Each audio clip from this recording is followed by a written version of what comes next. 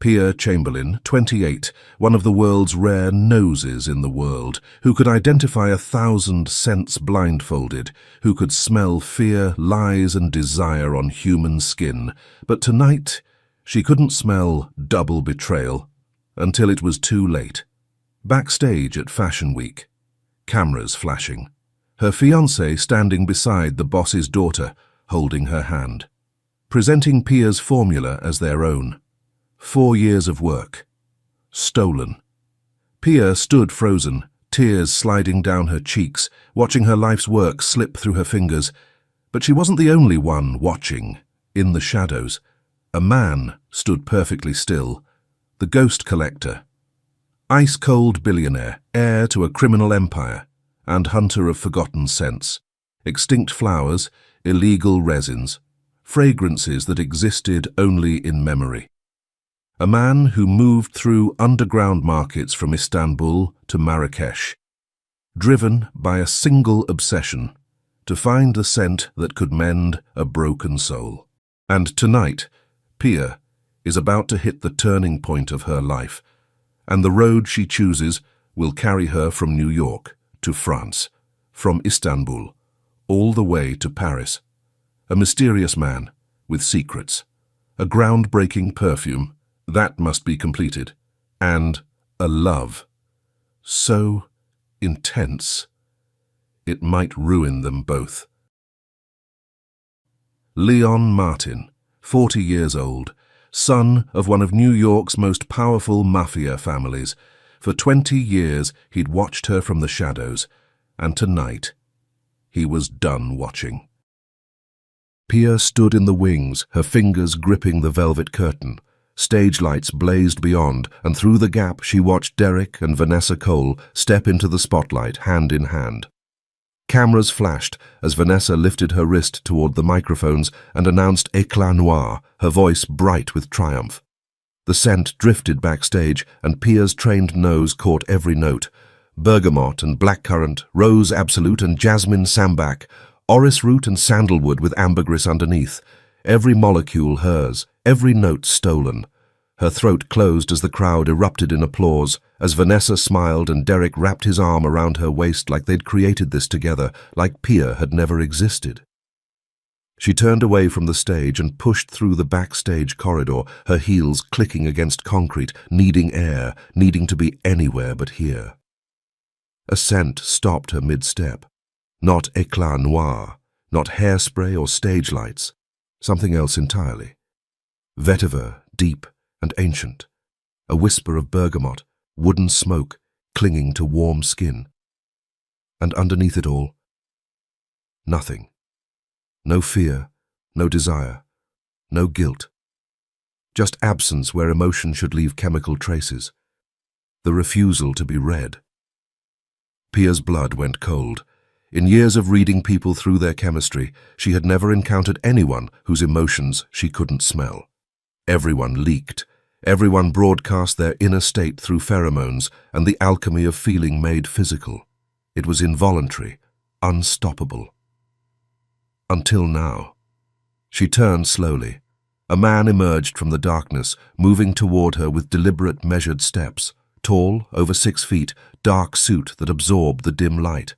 Half his face remained in shadow, half catching the backstage glow. Sharp jaw, high cheekbones, something gleaming at his throat. He stopped 3 feet away and turned his head toward the stage where Vanessa and Derek still basked in applause. Light fell across his face fully now, and Pia's breath caught. Green-blue eyes like winter storms, and running from his collarbone up his neck, a scar, puckered and shiny, an old severe burn that disappeared under his jaw. Then those storm-colored eyes turned to her. "Your heart is burning." His voice was low and rough, like gravel wrapped in velvet, but it will pass. Pia couldn't speak, couldn't move. He stepped closer, near enough that she could feel the heat radiating from him, near enough that his scent reached her. Vetiver deep and ancient, a whisper of bergamot, wooden smoke clinging to warm skin. Do you want revenge, or do you want to become something they can never touch? He withdrew a card from his jacket and held it out between them. "Find me." Pia took the card with trembling fingers. Heavy cream stock, an address in Grasse, the perfume capital of southern France. One handwritten line beneath. 1 week. Bring your gift. When she looked up, he was already gone, swallowed by the backstage maze, leaving only that haunting scent hanging in the air. The applause was still echoing when Pia found them backstage in the VIP lounge. Derek held a champagne flute like a trophy while Vanessa scrolled through her phone on the white leather couch, both of them comfortable and victorious. "Congratulations," Pia's voice cut through the room, "on stealing my formula." Derek's practiced smile faltered. "Pia, come on, it was collaborative work. My notes, my burned hands, my formulas." Her voice shook with rage. "You copied everything and gave it to her." Vanessa stood slowly, taller and more polished, her expression ice. "Prove it. Show me your patents, your copyrights, your signed contracts." Pia opened her mouth and closed it. The notes were in Derek's files, the work done in Derek's studio, everything under Derek's name because she'd trusted him. "That's what I thought." Vanessa's lips curved. "You were an assistant, a talented one, but Éclat Noir is mine.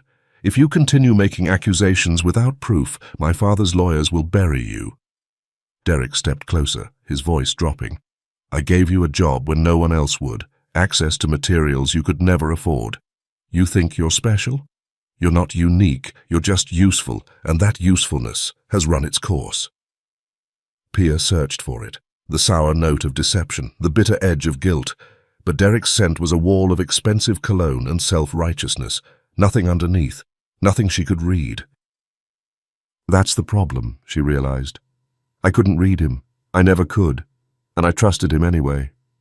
She stepped back, chest tight, vision blurring.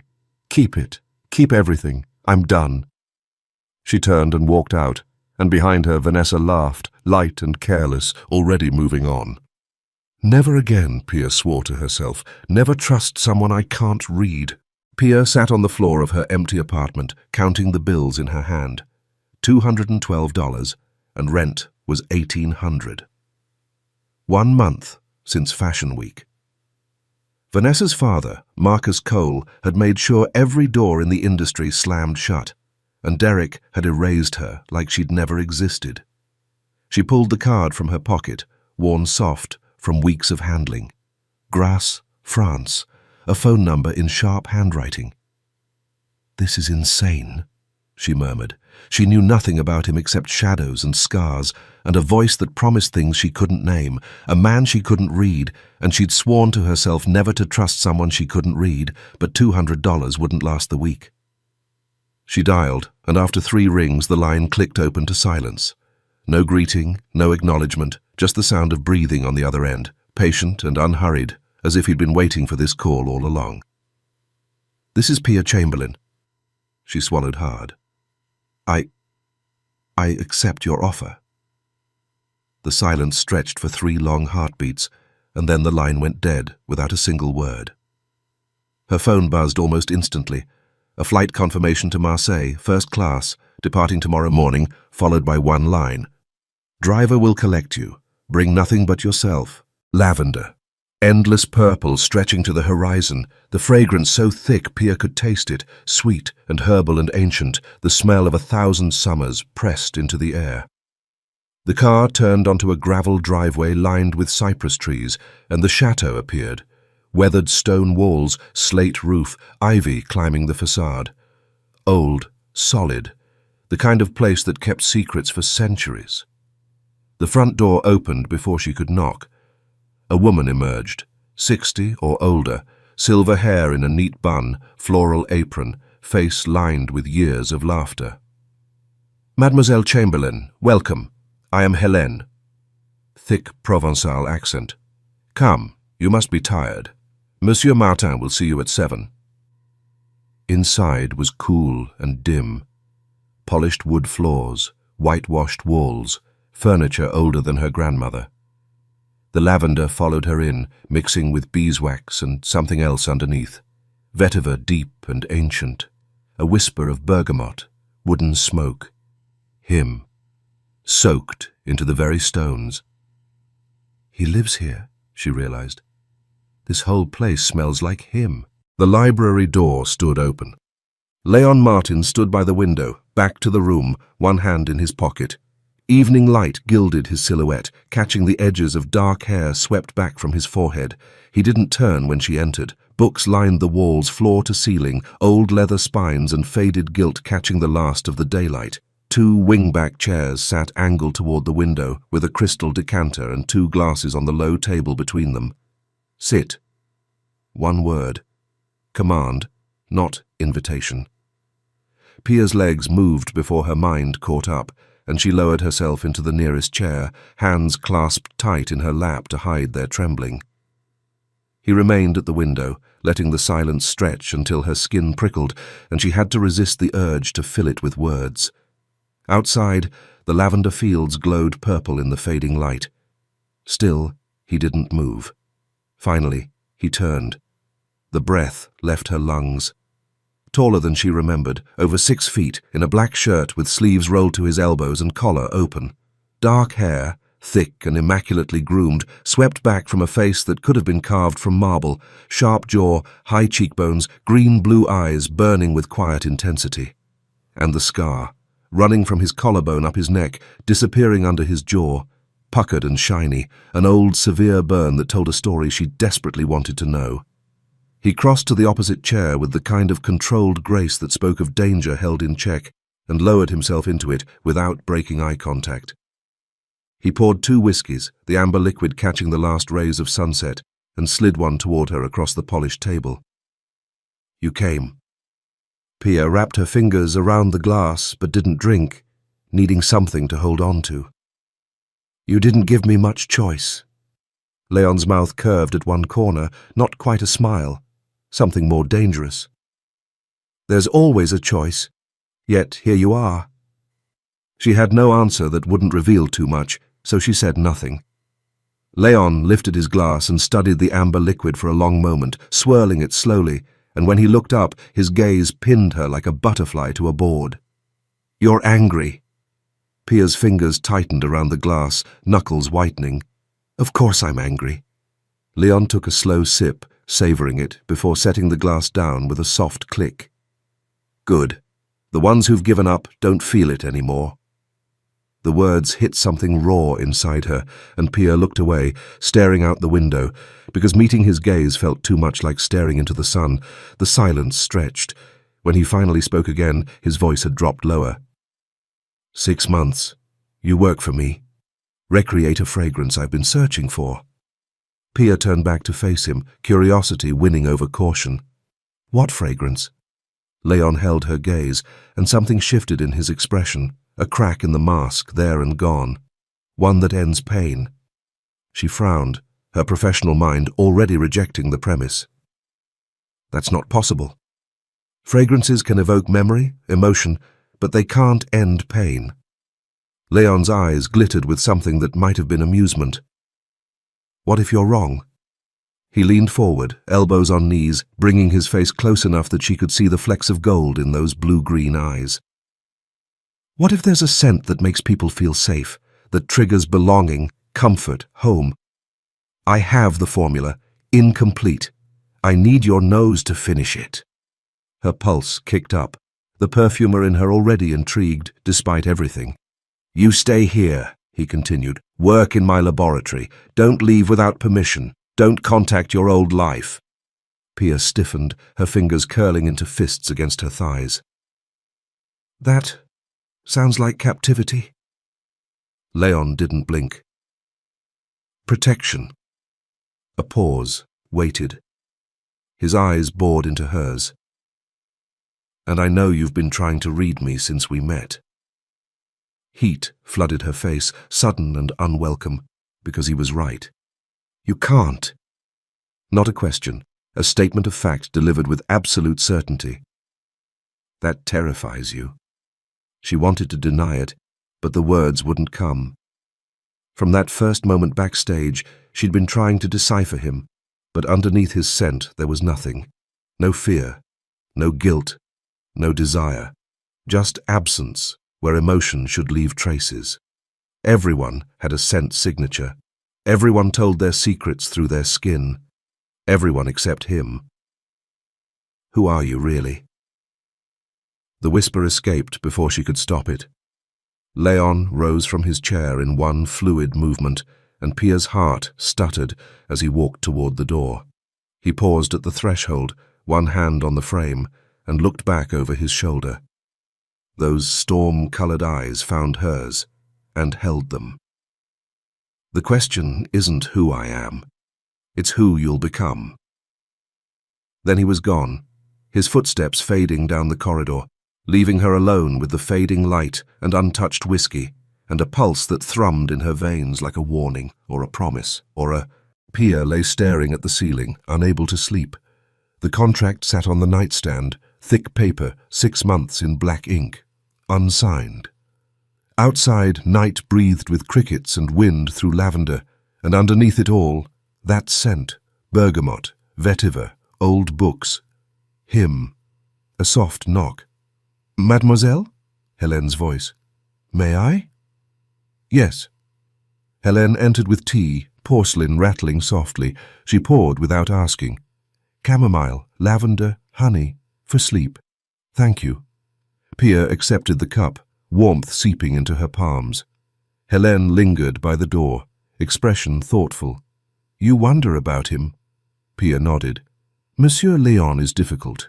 He doesn't let people close, hasn't for years, but he's not cruel, just wounded." She paused. "The scar, 20 years ago. A fire. He tried to save someone, nearly died himself. But he was too late." Pia's chest tightened. "Who?" "That's his story to tell." Helene moved to the door. "But you're the first person he's brought here in years. That means something." She left before Pia could ask anything else. The contract waited. Pia picked it up, read it again. 6 months. Resources. Protection. At the bottom, handwritten in that same sharp script, "Your gift deserves to be seen." Pia set it down, reached for the pen, hesitated, then signed. Léon was already seated when Pia entered the dining room. He didn't look up from the document before him, black coffee at his elbow, morning light catching the sharp planes of his face and the dark hair swept back from his forehead. "Sit." Pia crossed to the table and lowered herself into the chair across from him. The table was set simply. Bread, cheese, fruit, coffee. Her stomach growled, but she didn't reach for anything, too aware of his presence to eat. Léon glanced up, his gaze sweeping over her face. "You signed." She nodded, not trusting her voice. "Good." He returned to his document, dismissing her as easily as one might dismiss a servant. Pia poured herself coffee, the bitter aroma grounding her, and waited. The silence stretched. Outside, the lavender fields shimmered in the morning heat. "We start today," he said finally, setting the document aside. "But first, I need to see what you can do." He crossed to a cabinet against the wall and returned with a small wooden box. He set it before her and opened the lid. 6 glass vials, no labels, nestled in velvet. "Identify them, top notes to base, in order." Pia picked up the first vial, uncapped it, inhaled. Her mind clicked into professional mode, the anxiety fading as instinct took over. Bergamot, Calabrian, fresh crop under 6 months. She moved methodically through the remaining vials, barely pausing between each one. Neroli, Tunisian, steam distilled. Rosa de Mai from Grasse. Jasmine Sambac from India. Oak moss, real not synthetic. Ambergris, natural, 10 years aged minimum. She set the last vial down and looked up. Something flickered in his eyes. Surprise, perhaps approval. "Time?" Pia glanced at the clock on the wall, then back at him. 18 seconds. Léon set down his coffee cup, studying her with new interest. "Most noses need 2 minutes." Something shifted in the air between them. Respect, perhaps, or reassessment. Pia held his gaze, refusing to look away.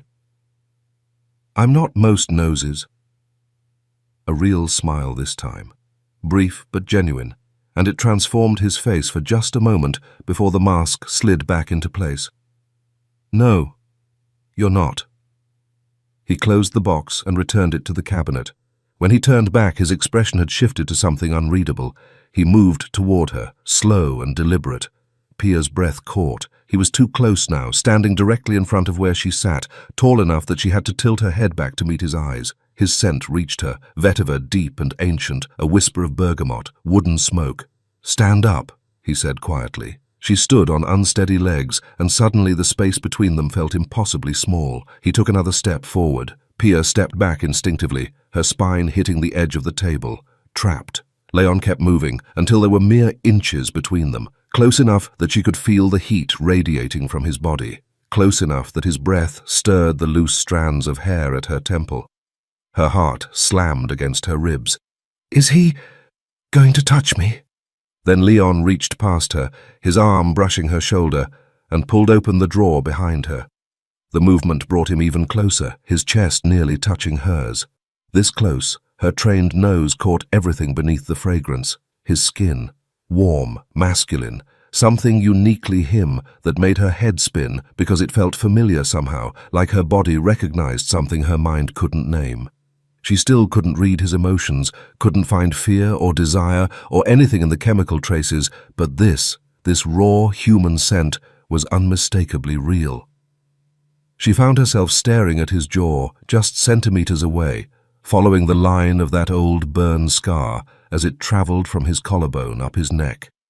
Up close, she could see the puckered texture, evidence of how close he'd come to dying. For someone. Leon withdrew a thick folder from the drawer and stepped back, putting professional distance between them once more. His expression gave nothing away. "The workshop, 10 minutes. Don't be late." He walked to the door and paused, looking back over his shoulder. "And Pia?" She couldn't speak. "You're mine now. For 6 months. No other perfume house, no other company." He paused and something darker moved through his gaze. "And I don't want you contacting anyone from your old life, especially not other men." The words landed like a brand. Pia opened her mouth to protest. Who does he think he is? But he was already gone, his footsteps fading down the corridor. She stood frozen, pulse racing, the ghost of his scent still clinging to her skin. 6 months, trapped in a chateau with a man she couldn't read. Am I in trouble? She thought. Something told her she already knew the answer. 10 minutes later, Pia followed Leon through corridors that smelled of beeswax and lavender. He walked fast, not checking if she could keep up. White linen shirt, dark green trousers, a leather bracelet on his wrist. She catalogued him without meaning to. Professional habit. His watch was simple but expensive. His shoes, Italian. Late August light caught him as they passed a window. Dark hair, light olive skin, tanned by summer. When he glanced back, his blue-green eyes held that same unreadable depth. His gaze swept over her briefly, the white linen sundress she'd found in the wardrobe this morning, the sandals that fit perfectly. Everything in that closet had been her size, as if he'd known she was coming. The scar was there too, above his collar, disappearing into the white linen. His voice echoed in the stone corridor, low, certain, attractive in a way she refused to acknowledge. Pia tucked a strand of dark hair behind her ear and kept walking. No makeup, no armor, just her face, her long lashes, her wide brown eyes that gave away too much. Just a job. 6 months. Then back to real life. They descended a stone staircase into what must have been wine cellars once, but when Leon pushed open the heavy wooden door, Pia stopped. The workshop was a cathedral of scent. Thousands of glass bottles lined the walls, amber, cobalt, crystal. Antique copper stills gleamed near high windows. A massive wooden table dominated the center, covered in beakers and blotting paper. "Oh gosh," she breathed. "This is everything you need." Leon moved to the table. "Some essences here are extinct. Some so rare only 3 people have access." He picked up a small vial, turned it in the light. Turkish Rose Absolute from the 1950s. Mysore sandalwood harvested before the trade ban. Real ambergris aged 20 years. Pia's hands trembled as she reached for a bottle. This wasn't just a workshop. This was history, concentrated and preserved. The top shelf. Don't touch those without me. They're irreplaceable. She followed his gaze to the highest row of bottles, amber and ancient, and nodded. Leon pulled a leather-bound notebook from a drawer and set it on the table. The formula I mentioned last night, it's all here. Pia opened it, pages filled with tight, precise handwriting, molecular structures, failed attempts crossed out, notes in the margins. You've been working on this for years, she said quietly. 6 years. His jaw tightened, and I'm no closer than when I started. She studied the base structure, the bones of what he was trying to create, healing and desire, woven together. Something's missing, Leon said. The element that bridges memory and desire, pain and pleasure. He looked at her. That's where you come in. Pia's mind was already racing through molecular possibilities. Why me? She asked. Really? Why not one of the other noses? Leon studied her for a long moment. His expression didn't soften, but something calculated moved behind his eyes. Because you can smell things others can't.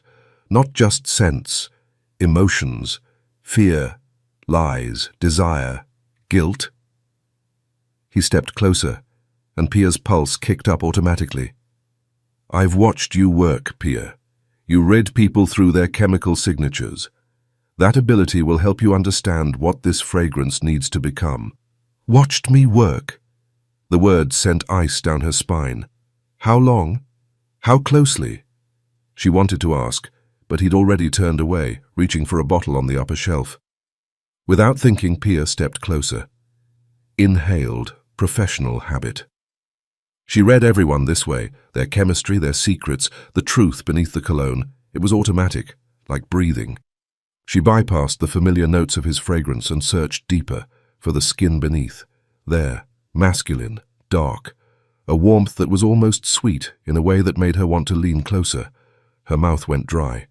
But where emotion should live, nothing. A wall of silence where fear or desire or anything human should be. Leon spun around. His face was inches from hers. Surprise flickered across his features, then something darker. His nostrils flared slightly. Are you smelling me? Pia's back hit the table. She hadn't realized she'd retreated. Leon took a step forward, then another, close enough that she could see the gold flecks in his blue-green eyes. Like a she-wolf, he murmured, studying her face. You were smelling me, weren't you? Her heart hammered. She should apologize, should look away. Instead, she lifted her chin. I smell everything, Mr. Martin. It's what you're paying me for. The corner of his mouth lifted, just barely, but she caught it. He reached toward her face. Pia froze. His fingers brushed her hair, gentle, and pulled away, holding a small leaf, lavender, from the fields outside. Call me Leon. He let the leaf fall to the floor. We'll be alone together for a long time. Let's skip the formalities. He turned back to the shelves as if nothing had happened. Pia exhaled slowly, her pulse still racing. She hadn't been able to read him, not even a fragment. Just that wall of nothing where his emotions should be. But he had read her perfectly. That terrified her more than anything. Something wrong? His voice cut through her confusion. He was watching her with that unreadable expression, but the corner of his mouth twitched, almost a smile, almost satisfaction. He knows I'm trying to read him, and he knows I can't. No, she said quickly. Nothing. Leon held her gaze for 3 heartbeats too long. Good. We start now. I'll show you the current formula. You'll tell me what it's missing.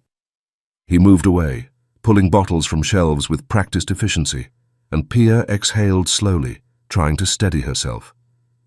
This was just work. Professional. Scientific. She almost believed it. But as she watched him move through his workshop, like a predator in his territory, one thought wouldn't leave her alone. He can hide everything from me. But can I hide anything from him? 5 days passed in a rhythm that felt both structured and dreamlike. Mornings began with silent breakfasts. Leon appeared at 7 sharp, already dressed in linen shirts and trousers, his expression unreadable behind black coffee. Pia tried making conversation the first 2 mornings, comments about the weather, questions about the chateau's history. He didn't respond, just lifted his coffee cup and drank. By the second day, she stopped trying. By 8, they were in the workshop. Leon would present essences, watch her work, occasionally offer corrections in that low, rough voice. His instructions came clipped and direct. Again. No. Concentrate. Never praise, never encouragement, just relentless, exacting standards. When he was deep in thought, he'd roll his sleeves higher, exposing forearms corded with muscle. Pia learned to look away when he did that. She tested combinations, made notes, adjusted ratios. The base formula was extraordinary, complex and layered, shifting on skin in unexpected ways. But something still eluded them both, the bridge between memory and desire. What confused her most was Leon himself. In the workshop, she caught glimpses of something warmer, the way he leaned closer when she identified a rare essence correctly, the brief softening around his eyes when she suggested a combination he hadn't considered. Once, he'd almost smiled, but outside the workshop, he was ice, silent breakfasts, empty dinners, corridors where he passed her without a word, as if they were strangers. 2 different men. She couldn't reconcile them. Lunches were simple. Helene brought bread, cheese, fruit to the workshop. They ate at opposite ends of the table, Pia pretending to read her notes while hyper-aware of every movement Leon made. Dinners, Leon didn't attend. Monsieur prefers solitude in the evenings, Helene explained the first night. He works late. By the third night, Pia stopped expecting him. She couldn't remember the last time someone had touched her. Real touch, not Derek's calculated caresses that always wanted something, not the hollow gestures of a man already sleeping with someone else. Maybe that's why Leon's accidental brush in the workshop, reaching for the same vial, fingers meeting for half a second, had sent heat rushing through her like a fever. She spent evenings walking the lavender fields, the purple rose stretching endlessly under darkening sky. The chateau felt too big, too quiet. On the 5th night, Helene brought tea and lingered in Pia's doorway. "The west wing is Monsieur's private area," she said gently. "He prefers no one enters without permission." Pia nodded, though curiosity burned in her chest. What was Leon hiding there? But she didn't ask. Some doors stayed closed for a reason. That evening, Leon paused at the workshop doorway. She was still there, bent over her notes, dark hair falling across her face, the last August light turning her skin to gold. Her white dress glowed against the amber bottles behind her. She didn't know he was watching. He told himself he was checking her progress, that this was professional interest, nothing more. But he stood there longer than necessary, and when he finally turned away, something tight had settled in his chest. Helene was waiting in the corridor. She said nothing, but she smiled. The second week began differently. Pia was walking toward the workshop when she heard Leon's voice drifting from the library. French, rapid and low, with an edge that needed no translation. This wasn't the man who gave her one-word instructions over breakfast. This was someone who made threats without raising his voice, someone people feared. The conversation ended. Silence fell over the corridor. Pia walked quickly toward the workshop, her pulse unsteady. She'd barely sat down when Leon appeared in the doorway, an hour later than usual. He didn't speak at first, just stood there, filling the frame with that particular stillness of his. His gaze found her immediately. She pretended to write something while the silence stretched between them. Then he was beside her, close enough that she felt his presence before she saw him. He reached past her to pick up the vial she'd been working on, her formula. Pia looked up. His eyes were different today, harder, with something burning beneath the surface. He uncapped the vial without breaking her gaze, and his free hand came up slowly to brush her hair aside, exposing the curve of her neck. "What are you doing?" Her voice came out smaller than she intended. "Testing." He dipped his finger into the vial, one drop, golden on his fingertip, and touched it to her neck, just below her ear, the liquid cool against her heated skin. "It's not ready yet." "I know," Leon murmured. Then, slowly, so slowly she could have stopped him, he lifted his hand again. His fingertip, still damp with fragrance, found the pulse point at her throat. "Now we wait." Leon murmured. 30 seconds for the top notes. But he didn't step back. He stood there watching her neck, and Pia's heartbeat kicked hard against her ribs. She could feel his presence like gravity pulling her toward him. He leaned in. Pia's breath caught as Leon brought his face close to her throat, so close she could feel the warmth of his breath against her skin. Not touching, not quite, but near enough that every nerve ending in her body screamed. He inhaled slowly, deliberately. Oh gosh. He was smelling her, reading the fragrance's development on her skin the way only a true perfumer could, with proximity, with intimacy. Bergamot, he whispered against her neck. Bright. Another breath. Neroli. Jasmine, blooming too fast. His hand moved to her shoulder, thumb pressing into the hollow above her collarbone. Your skin is changing it. His voice had dropped rougher. The musk is emerging. That shouldn't happen for hours. Maybe I'm... Her voice broke. Maybe I'm reacting to it. Leon pulled back just enough to look at her face. His eyes dropped to her flushed cheeks, to her chest, rising and falling too fast. You are, he said quietly, but not just the fragrance. It wasn't a question. Pia should deny it, should pull away, should remember this was professional. Instead, she turned her head, swallowed hard. The answer was written all over her body anyway. Leon's hand moved from her shoulder to cup the side of her neck, his thumb coming to rest against her wildly beating pulse. This, he said softly, is what I needed to know. Then he stepped back, releasing her so abruptly that Pia swayed in her chair. He walked to the far side of the workshop and put the entire length of the table between them. When he spoke again, his voice was perfectly controlled, as if the last 5 minutes hadn't happened. That's enough for today. He left without looking back. Pia sat, frozen, her hand pressed to her neck where his thumb had been, where the fragrance still bloomed on her overheated skin. What the hell was that? And why?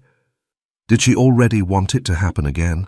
That morning, Pia woke before dawn, too restless to sleep, too aware of the silence pressing against the chateau walls. She dressed quickly and slipped outside, heading for the lavender fields where the air was cool and the purple rose stretched endlessly in the early light.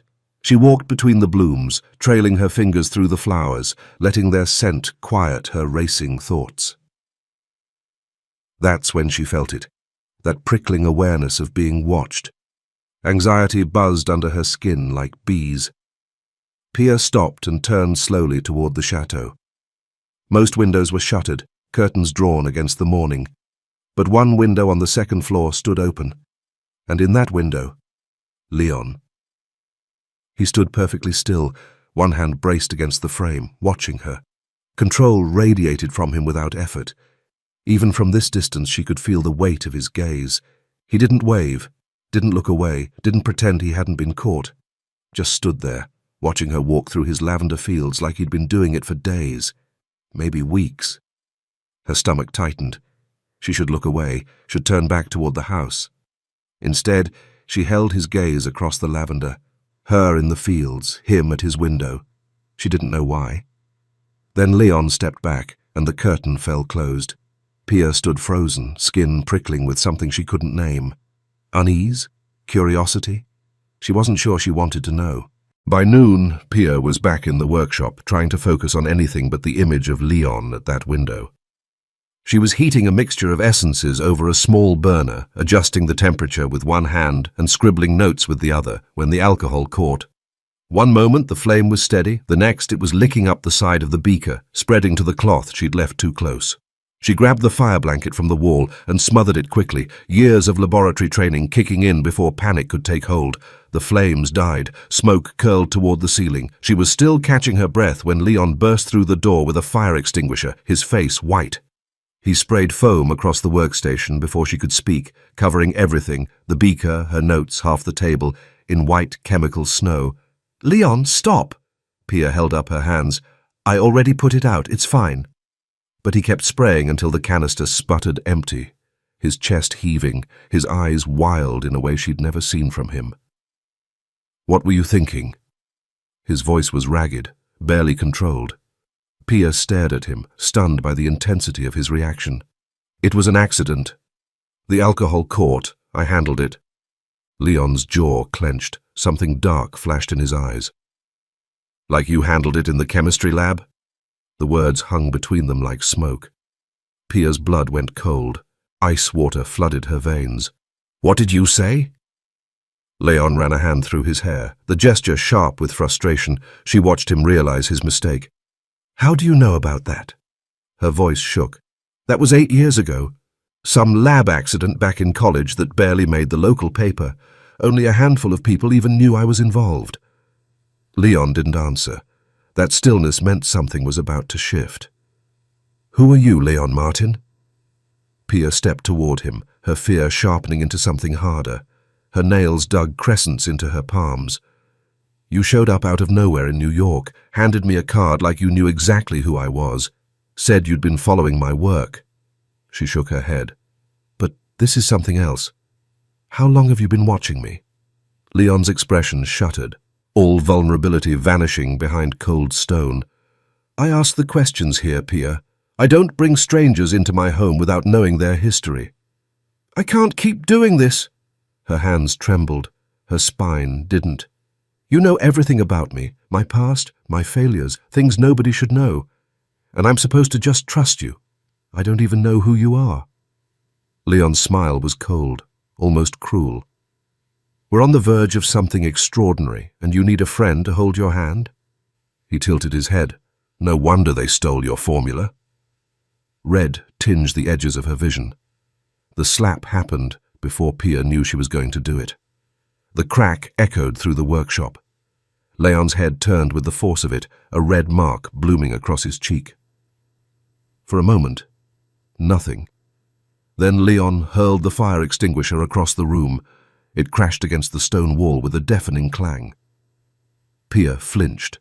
Her heart slammed against her ribs. He turned back to her, jaw clenched, and stepped forward. 1 step. 2. Until he was close enough that she had to tilt her chin up to meet his eyes. I'm leaving tomorrow morning, she said. Fear showed. Weakness didn't. Leon's hand shot out and caught her wrist. He pulled her close enough that she could see the storm in his eyes, could feel the heat radiating from his body. No. He didn't raise his voice. He never needed to. You're not going anywhere. They stood frozen, her wrist in his grip, their faces inches apart. His authority met her defiance. Neither backed down. Then give me one good reason to stay. Pia's voice dropped to a whisper. Mock me again, and I'm gone. I mean it. The moment stretched, thin, dangerous. Then the grip on her wrist loosened. Leon stepped back, 1 step, then 2, putting distance between them like it cost him something. You're staying. His voice was flat, final. Because I say so. Because we have a contract. You want to talk. Tonight. Not now. His gaze dropped to her mouth. Right now, I'm not available. He turned and walked out. Pia stood breathless in the smoke-stained workshop, her wrist still burning where he'd held it. Tonight. He said tonight. Who are you, Leon Martin?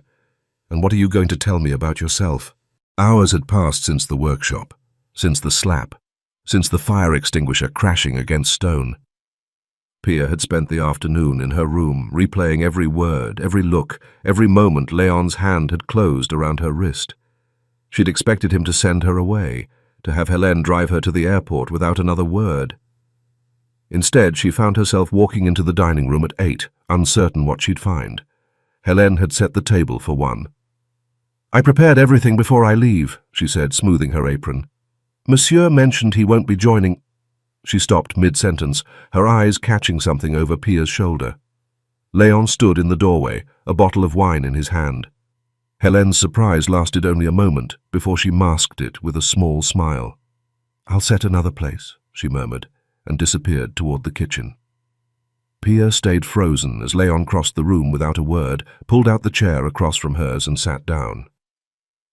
He uncorked the wine with practiced ease, a rich burgundy that filled the air with dark fruit and oak, and poured 2 glasses before sliding one toward her.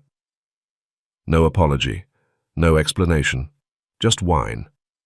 This was the first time they'd shared a meal since she arrived. Pia took the glass, watching him over the rim as she sipped. Leon drank too, his gaze steady on her face. The silence between them felt different now, less hostile, more weighted with things unsaid. She was the one who broke it. "You never told me how you got those scars." Leon's hand stilled on his glass. For a long moment she thought he wouldn't answer. "A fire," his voice was flat. 6 months in the hospital. Pia waited. Nothing else came. She pressed gently. "How did it happen?" His jaw tightened. "I don't discuss that." "I'm sorry." She meant it. For pushing, for the slap, for all of it. "I understand better now. Why you reacted the way you did in the workshop."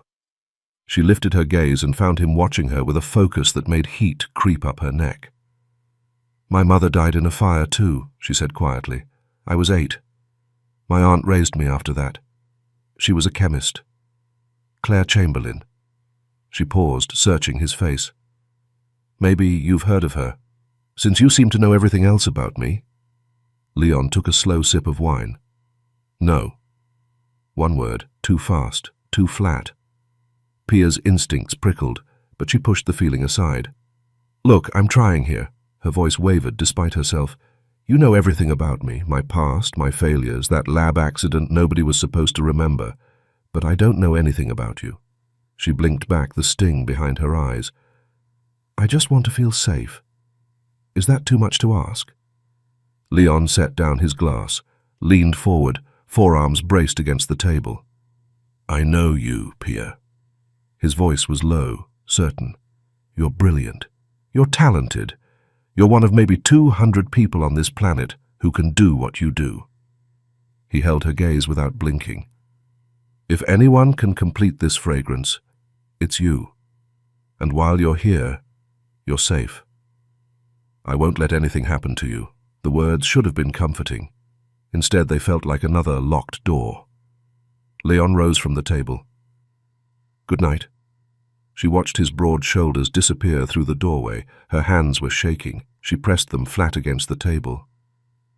"That's not what I asked," she murmured to the empty room, shaking her head. "I asked about you, Leon Martin. Not me." She stared at the wine in her glass, swirling it absently. "Why won't you let me see who you really are?" The question echoed in the silence of the chateau, unanswered. That night, Pia dreamed of lavender fields on fire. Purple blooms turning black, smoke rising thick and acrid, a woman's voice calling her name through the flames.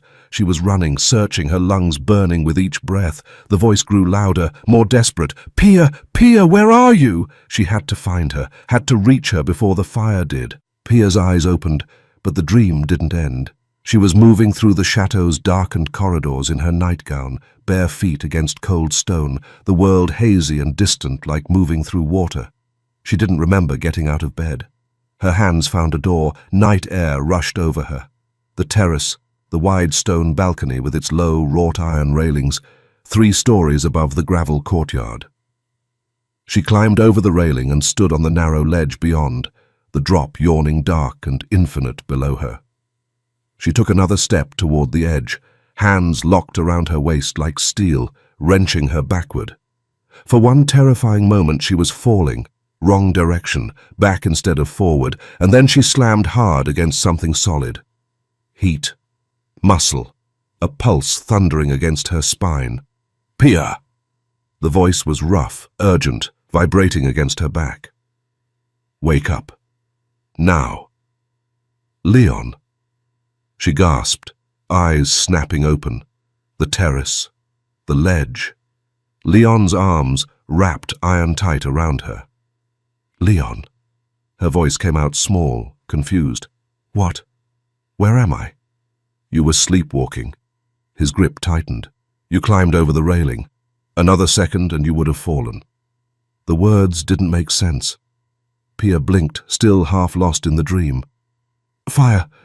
Someone was calling me." "I know." Leon shifted his hold, one arm still secure around her waist, while the other came up to turn her in his arms. I've got you. You're safe now." He lifted her against his chest, one arm beneath her knees, the other around her back, cradling her like she weighed nothing. Pia's hands reached instinctively for his shoulders, but she was still half in the dream, still disoriented and shaking, and her arms slid around his neck instead. Leon went completely still. Then he started walking, carrying her back inside. Pia's fingers found the collar of his shirt, seeking anchor, seeking warmth. Her knuckles brushed against something, skin that felt different from the rest, textured and uneven. The scar. She touched it without thinking, still not fully awake, her fingertips tracing the puckered line where it disappeared beneath his collar. Leon's breathing changed, deepened. She felt his awareness of her touch, felt the tension that rippled through his body, but he didn't stop walking, didn't pull her hand away, just kept moving through the darkened corridors with her cradled against him while her fingers explored the damaged skin at his throat, with drowsy, unconscious curiosity. Pia let her head fall against his chest, suddenly exhausted. His scent surrounded her, smoke in old wood and vetiver, dark and masculine, but underneath those notes, something else. His skin, the raw warmth of him. It overwhelmed the other scents in a way that confused her trained nose, in a way that shouldn't happen, and even half asleep she found herself pressing closer, breathing him in like she couldn't get enough. Leon's steps faltered, his pulse hammered beneath her cheek. His arms drew her closer before he seemed to catch himself. When they reached her room, Leon laid her on the bed with a gentleness that contradicted the tension vibrating through him. Pia's eyes were already closing again, exhaustion pulling her back towards sleep. She felt him draw the blankets up over her. Then the mattress dipped slightly as weight settled beside the bed. Through half-closed lids, Pia saw Leon sink into the armchair near her nightstand, his gaze never leaving her face. "Mum," she murmured, as sleep dragged her under. "Mum, where are you?" Leon went rigid. She was already drifting, unaware of how the moonlight painted her skin silver, how her nightgown had slipped off one shoulder, how beautiful and unguarded she looked in sleep. Leon's jaw clenched, his hands fisted against his thighs. If she knew the truth, what connected them, what he'd hidden, what he'd failed to do, she would hate him. So he sat vigil in the darkness, watching her sleep, and kept it buried as long as he could. Pia woke to an empty chair and a folded note on her nightstand. "Business in Marseille, 2 weeks. Continue the work." L. She read it twice, her fingers tracing the sharp slant of his handwriting. No explanation, no apology for leaving while she slept, just orders. The chateau felt different already, too quiet, too still, like a body without breath. The first 3 days, Pia threw herself into the workshop. She catalogued Leon's collection of rare oils, practiced blending variations of the base formula, filled pages of her notebook with combinations that dissolved into nothing without his guidance. The formula needed something she couldn't name. Every attempt felt like grasping at smoke. Helene found her most evenings in the kitchen, picking at dinner she couldn't taste. "He travels often," the housekeeper said gently, refilling Pia's wineglass. "Sourcing materials, meeting suppliers. It's how he built his reputation." Pia nodded. "I'm not waiting for him." Helene's smile was too knowing to argue with. By the second week, she had explored every corner of Grasse that Jules would drive her to. The Saturday market in the town square, where vendors sold lavender sachets and olive oil in glass bottles, the small cafe where locals gathered for morning coffee and traded gossip in rapid French, she was slowly learning to follow. And Madame Rousseau. The elderly perfumer lived in a cluttered workshop that smelled like her grandmother's garden, if her grandmother had spent 60 years extracting scent from flowers. Weathered hands sorted through dried rose petals as she talked about the old ways, before modern distillation, when perfume was patience and prayer. "You work with Léon Martin, yes?" Madame Rousseau asked. "I'm collaborating with him on a project." "Ah." The old woman's eyes sharpened. "Then you are very fortunate. Or very brave." "Léon works alone." Pia's throat tightened. "Not this time." "Then you must be special." Madame Rousseau pressed a small vial of Rose Absolute into her palm, the scent so pure it made Pia's chest ache. A gift for when he returns. The nights were hardest. Pia stood on her balcony watching lavender fields sway under starlight, restless energy building beneath her skin. She thought about the workshop, the formula, the way his hands had felt carrying her through darkened corridors. She missed the electricity, the way her pulse kicked when he entered a room, the dangerous thrill of his attention. The way he made her feel awake. 14 days. She'd survived 14 days without him. On the 15th morning, Pia walked into the workshop and stopped dead. Leon stood at the work table, travel dust on his boots, exhaustion etched around his eyes. But it was what he carried that made her stomach tighten. A wooden crate filled with plants she'd never seen, their leaves silver green and strange. And beneath them, small bottles wrapped in cloth. "You're back," she said. 15 days exactly. His gaze swept over her, cataloguing something she couldn't read. "Did you continue the work?" "Every day." He unwrapped one of the bottles, releasing a scent that hit her like a wave, dark, resinous, almost narcotic. "Oud," he said, "aged 30 years, from a private collector in Dubai." He set it on the table between them. "I think we're ready now." Ready for what? The way he was looking at her suggested it wasn't just the formula. The next afternoon, Pia had the workshop to herself. Leon had disappeared after lunch, preparing the new materials, Helen said, and the silence felt like permission.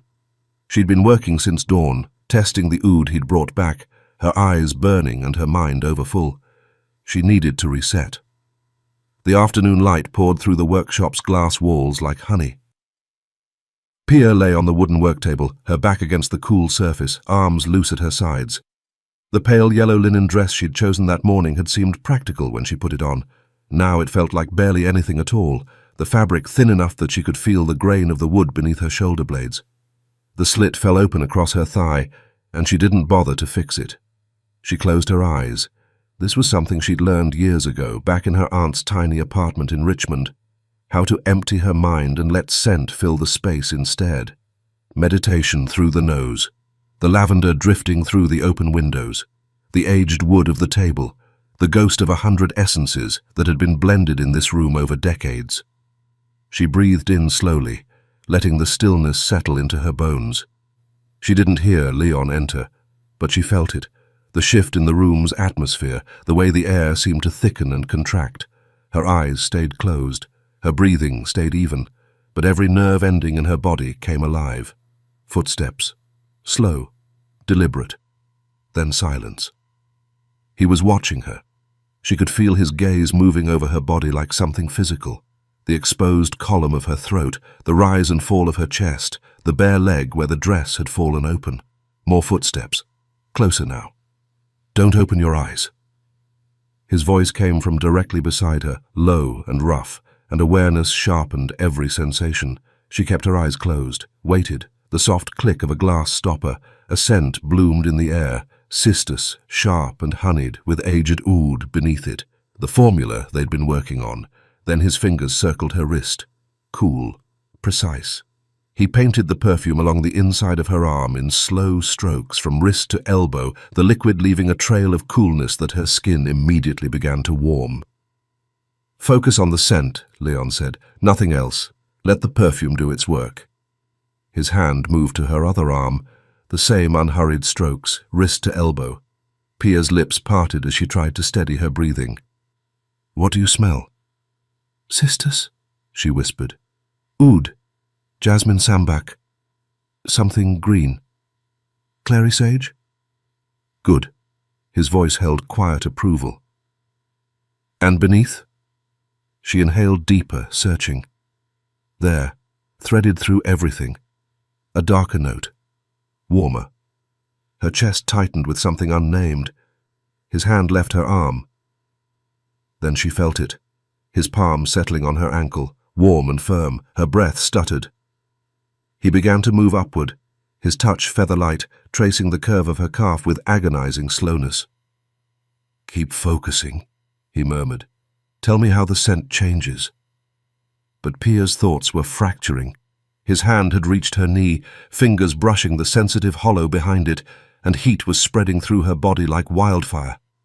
The perfume on her skin was transforming, the cistus deepening, the oud blooming richer, the jasmine turning heady and thick. His hand slid higher, past her knee, along the inside of her thigh. Pia's back arched involuntarily off the table. "The scent," Leon said, his voice rougher now. "Stay with it." She tried. But his fingers were tracing circles on her inner thigh, maddeningly close to where heat had pooled and gathered, and the perfume was becoming something else entirely. Primal, narcotic, alive. And beneath it all, his scent. She inhaled deeper, trying to read him the way she'd read everyone her entire life. It had always worked. Fear smelled like copper before a storm. She'd learned that young. Lies carried sulfur. Bodies betrayed what mouths denied. 28 years of reading people through their chemistry, through sweat and breath and the oils on skin. But Leon... She caught something, faint, buried deep beneath the bergamot, beneath the vetiver, beneath the smoke in old wood, beneath everything he wore, like armor. His skin, the raw scent of him. It wasn't guilt, though it lived in the same neighborhood. Not desire, though it made her stomach tighten. Something older, heavier, like smoke that had seeped into wood and never left. And underneath that, a warmth that made something in her chest clench. A scent she'd never encountered on any man. Desire coiled tight in her lower abdomen, spread through her like wine on an empty stomach. Her fingers curled against the wood. This doesn't make sense. She'd read hundreds of people, thousands. Never once had someone's scent made her feel this. His hand stilled on her thigh, fingertips resting against the edge of her underwear. Pia's eyes flew open. Leon was leaning over her, his face inches from hers, those blue-green eyes dark and burning. His chest rose and fell faster than normal. A muscle ticked in his jaw. "The formula," he said quietly, though his voice had gone hoarse. "It responds to arousal. Body temperature rises. Blood chemistry shifts. The perfume becomes... I know what it becomes." Her voice came out breathless, wrecked. "I can smell it." His gaze dropped to her parted lips, stayed there. The seconds stretched like honey. Then Leon pulled back. His hand left her thigh, and the absence was devastating. Restraint sat heavy on his shoulders as he stepped away from the table. "That's enough for today." His voice was controlled again, but she'd heard the crack in it, seen the way his hands weren't quite steady. "You understand the principle now?" Pia sat up, her body still humming, the perfume still clinging to her skin like evidence of what had almost happened. "Yes," she said to his retreating back, "I understand. The principle, the science." The lie. They were both pretending to believe. Pia turned in her bed for the 100th time. The sheets tangled around her legs, silk suddenly too hot against her skin. She pressed her palms against her closed eyelids, but the darkness only sharpened the memory. Leon's hand sliding into her hair, his breath against her neck, the way the perfume had changed when her body responded. She'd skipped dinner. "What did you add to the formula?" The question wouldn't let her rest. Before she could think better of it, she was moving toward the door. Light spilled from beneath Leon's door at the end of the west wing. Pia stopped outside, her hand raised to knock, and heard water running inside. The door stood slightly ajar. Through the gap, she saw him standing at the bathroom mirror, his back to the door. Steam drifted from the shower as his hands moved to the hem of his black shirt, pulling it over his head in one smooth motion. The burn scar revealed itself inch by inch, beginning at the base of his neck, spreading across his right shoulder in ribbons of silvered tissue, curving down over his collarbone and disappearing beneath the waistband of his trousers. Not smooth, but textured and raised, telling a story written in pain across his skin. Pia froze. Heat bloomed low in her belly before she could stop it. His hands moved to his belt. The metal clinked as he unfastened it. The fabric of his trousers pooled at his feet. He was completely naked. He looked up. His eyes found hers in the mirror's reflection. For 3 heartbeats, neither moved. Then he turned. Leon grabbed a towel from the rack and wrapped it low around his hips as he crossed the bathroom. 3 measured steps to the door, then he pulled it fully open. Pia stumbled back, heat flooding her face as her spine met the corridor wall. He stood in the doorway, steam rising from his skin, the hallway light falling across his scar with nothing to soften it. His expression remained controlled, no smile, no smirk, but his chest rose and fell faster than normal.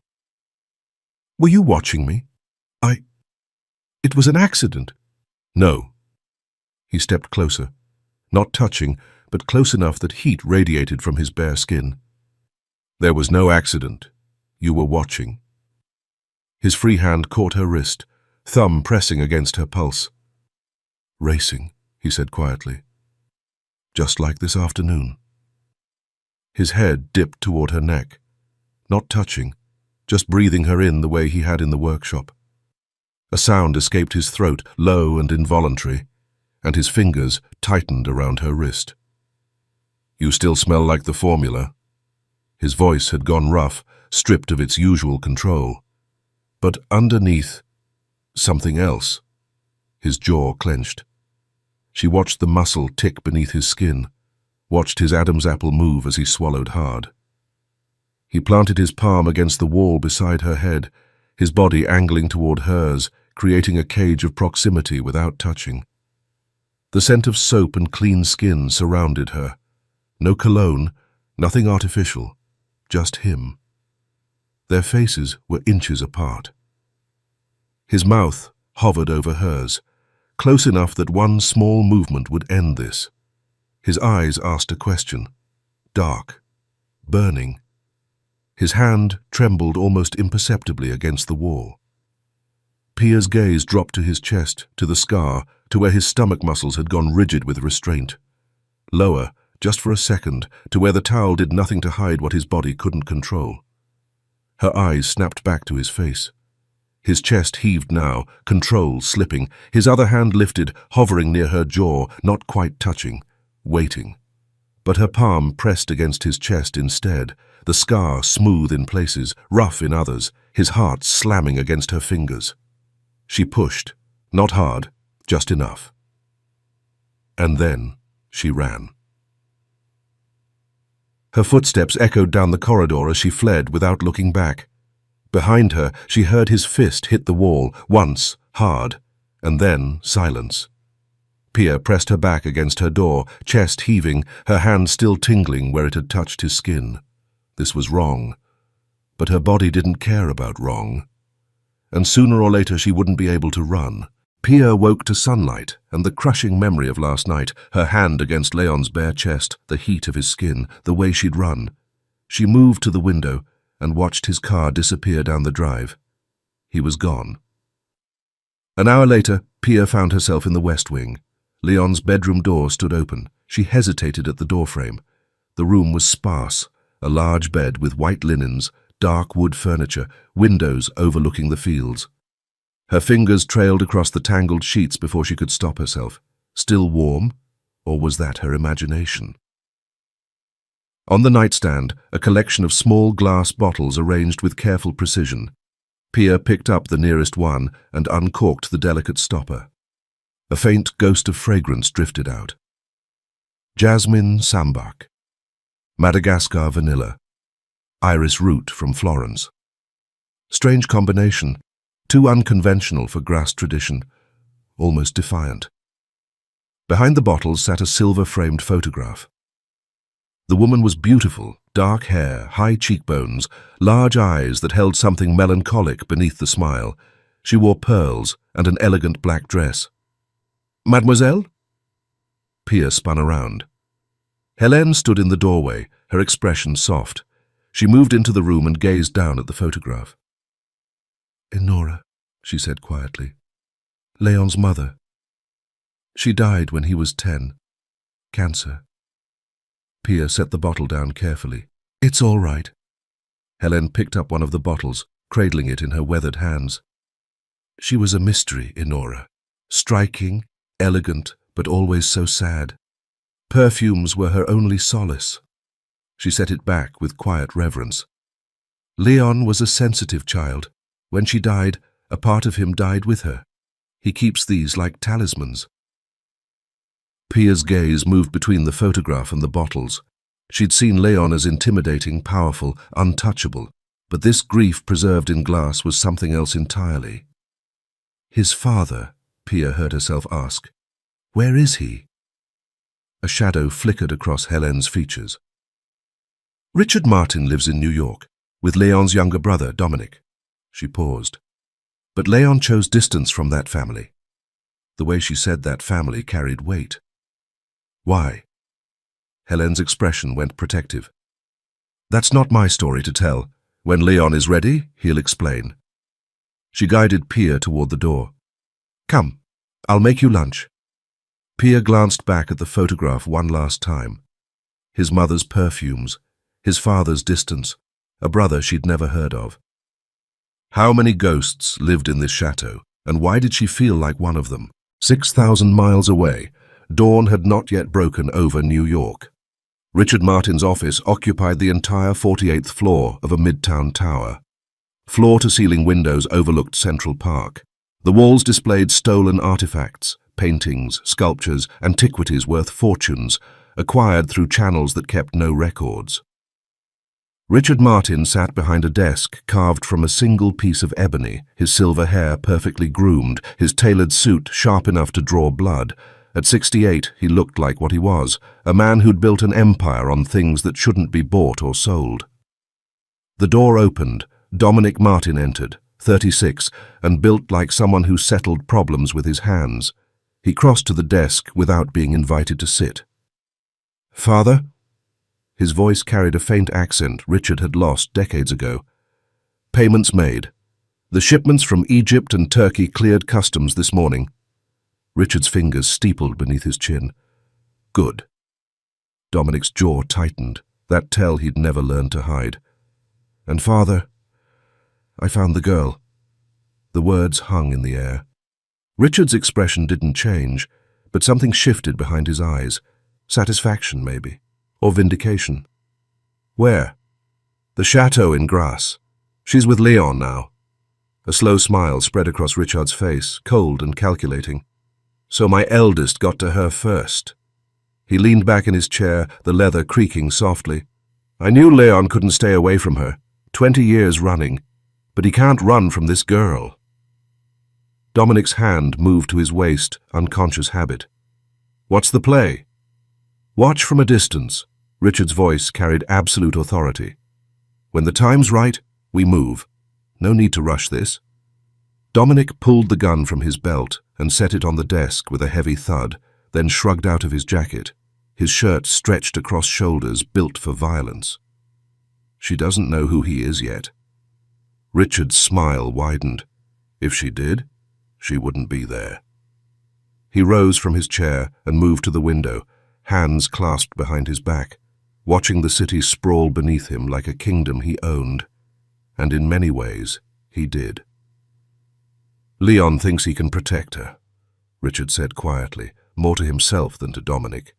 He thinks distance and time changed anything. But blood calls to blood, son.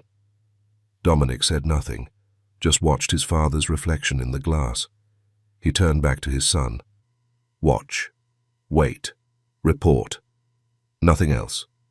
Dominic nodded once, picked up his gun, and left without another word.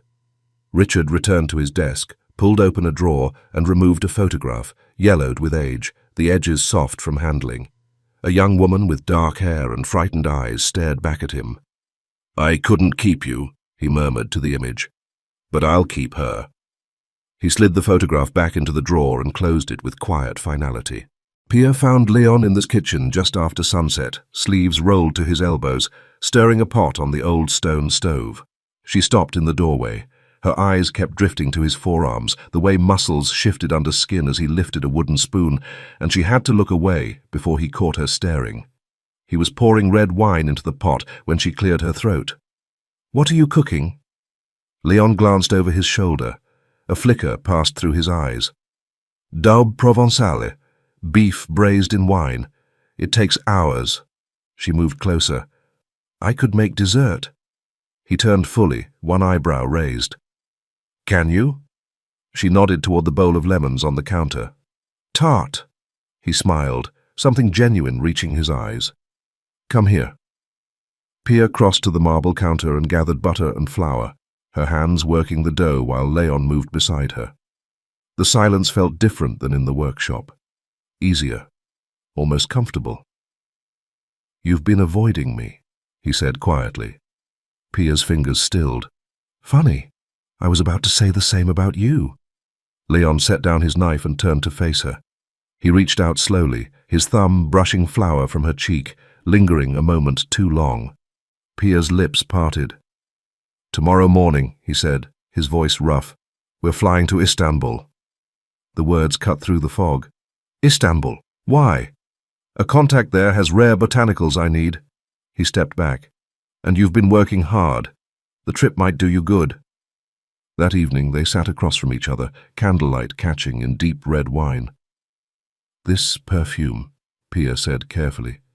It must mean something to you. Beyond money. You're already wealthy. Is it fame you want? The corner of his mouth lifted. Fame is the last thing I want. I value my privacy too much. Then why do they call you the ghost collector? His expression shuttered. Scent has been my obsession since childhood. It has to do with my mother. Pia leaned forward. What are you chasing? Is this perfume supposed to fix pain?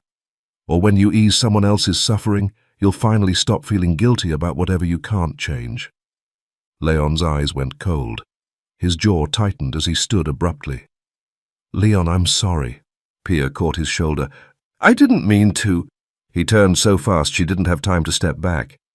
Then his hands were in her hair and his mouth was on hers. The kiss was hard and hungry, his grip tightening as he backed her against the table. His tongue swept into her mouth. Wine and want and weakness flooded Pia's limbs. She grabbed his shirt, pulling him closer, her body melting into his. His hand slid down her spine, pulling her flush against him, and she felt exactly what this was doing to him. A moan caught in her throat, and he swallowed the sound, kissing her deeper. Then he pulled away, breathing hard. I need... His voice was wrecked. He moved back, fists clenched. I need to be alone. He was already moving toward the stairs. At the landing, he stopped.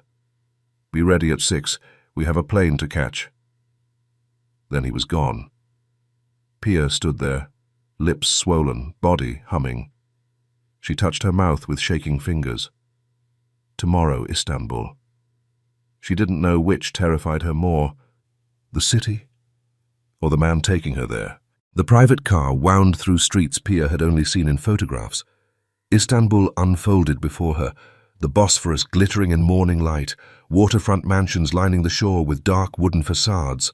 Mosques rose against the sky, their minarets sharp. The air smelled of spices and salt water, exhaust and something sweetly floral. Pia pressed closer to the window. First time? Leon asked. She couldn't look away from the minarets piercing the sky, the ferries cutting across the water. Yes, it's beautiful. The car slowed, then stopped. Leon stepped out and offered his hand. From here, we walk. They moved through Sultanahmet, past Byzantine columns and Ottoman fountains. The streets grew narrower, the crowds thicker. Leon's hand found hers. Stay close. His fingers laced through hers, warm and firm. Pia's breath caught. She told herself it was the heat. The Grand Bazaar swallowed them, vaulted ceilings, endless corridors, shops spilling silks and gold. The air was thick with voices bargaining, the scent of leather and coffee and something resinous. Leon pulled her closer as the crowd pressed in. They turned down a quieter corridor. The shops here sold different things, bottles of amber liquid, dried herbs, small vials of oil. Leon stopped before a narrow door. He knocked twice. A young man opened it, gestured them inside. The shop sold spices, sacks of red powder and golden seeds, glass jars filled with bark, but the man led them past the display, through a curtain. The room beyond was modern, clean lines, sleek desk, soft lighting, and behind that desk sat a woman who made Pia's stomach tighten. Dark hair fell past her shoulders, wide brown eyes. Her dress had a neckline that dipped low, black fabric against olive skin, stiletto heels, red lips curving into a smile. "Leon," she rose, her voice warm with familiarity. "Welcome back." Esma crossed the room and kissed Leon's cheek, lingering a beat too long, her fingers trailing down his chest before pulling away. She murmured something in Turkish, low and intimate. Pia's nails dug into her palms. Esma's gaze slid to Pia, assessing. "I see you brought a friend this time. How lovely." "Pia." Leon placed a hand on the small of her back. "My business partner." The warmth did not reach Esma's eyes. She gestured to the leather chairs across from her desk. "Please, sit. Turkish coffee?" "I have always enjoyed your coffee," Leon said, guiding Pia into one of the chairs before settling beside her. Esma's expression turned knowing as she moved toward the coffee setup. "Among other things." The words landed like a slap. Pia's stomach dropped. Esma prepared the coffee with fluid confidence, her movements unhurried. The way she glanced at Leon, proprietary, familiar, made something sharp twist in Pia's chest. She set the small cups before them, then returned to her seat. "So, your black amber resin." A glance at Pia. "And your new partner. I was expecting you alone." Leon's tone stayed even. "Plans changed." Esma held his gaze for a moment, then wrote a number on a slip of paper and slid it across the desk. "The price reflects the quality." Leon's jaw tightened as he read it. "This is higher than we discussed." "Market fluctuates." Esma leaned back in her chair. "I can also offer pure saffron threads." The door opened behind them. A man stepped through, broad-shouldered, maybe 40, dark hair graying at the temples. His eyes locked onto Leon, and his entire body went rigid. "Esma," his voice cut through the room, "we need to talk." Esma's posture stiffened. "Keenan, I am with clients." Her brother ignored her, his gaze fixed on Leon. "I can see that." He stepped closer, hands curling into fists at his sides. "You are Martin, Dominic Martin's brother. I know what your family does." Pia looked at Leon. His face gave nothing away. "I don't work with the family anymore," Leon said quietly. Keenan's lip curled. "Once a Martin, always a Martin." He turned to his sister. "Whatever you're selling him, refuse it." "Keenan, please." "No." His hand moved to his waist. A gun handle glinted beneath his jacket. "Get out. Take your business somewhere else." Leon rose slowly. Pia followed, her pulse hammering. He placed an envelope on the desk, his voice steady. "For the resin and the saffron. Delivered to the Four Seasons by tonight." He took Pia's hand. "We're leaving." Keenan blocked the path, not moving. "If you hurt her, I have no interest in hurting anyone." Leon's voice went colder than Pia had ever heard. "Least of all your sister." He guided Pia past Keenan, through the shop, back into the bazaar. 20 paces away, Pia pulled her hand free and stopped. "Leon," she faced him. "What did he mean? Dominic Martin? Your family?" His expression was unreadable, but a muscle ticked in his jaw. "Not here." "Then where?" He exhaled slowly, glancing at the crowds pressing around them. "Tonight. I'll tell you tonight." He offered his hand again. After a heartbeat, Pia took it. But as they walked through the crowded bazaar, one question drowned out the rest. Was she safe with Leon Martin, or in danger because of him? The hotel was a restored Ottoman palace on the edge of the Bosphorus, its white stone facade gleaming in the afternoon light, wrought iron balconies tracing elegant curves above the water. Pia stood on hers, breathing in salt air and diesel smoke, and something floral that she couldn't quite name. Jasmine, perhaps, or orange blossom drifting up from some hidden garden below. This city had its own scent. Ancient and modern, sacred and profane, all tangled together. But her mind kept circling back. Martin. Dominic Martin's brother. Helene had said Leon's family was in New York. She had not mentioned that they were dangerous, that men reached for guns at the sound of their name. And Esma, her red lips curving into that knowing smile, her fingers trailing down Leon's chest like she had every right to touch him.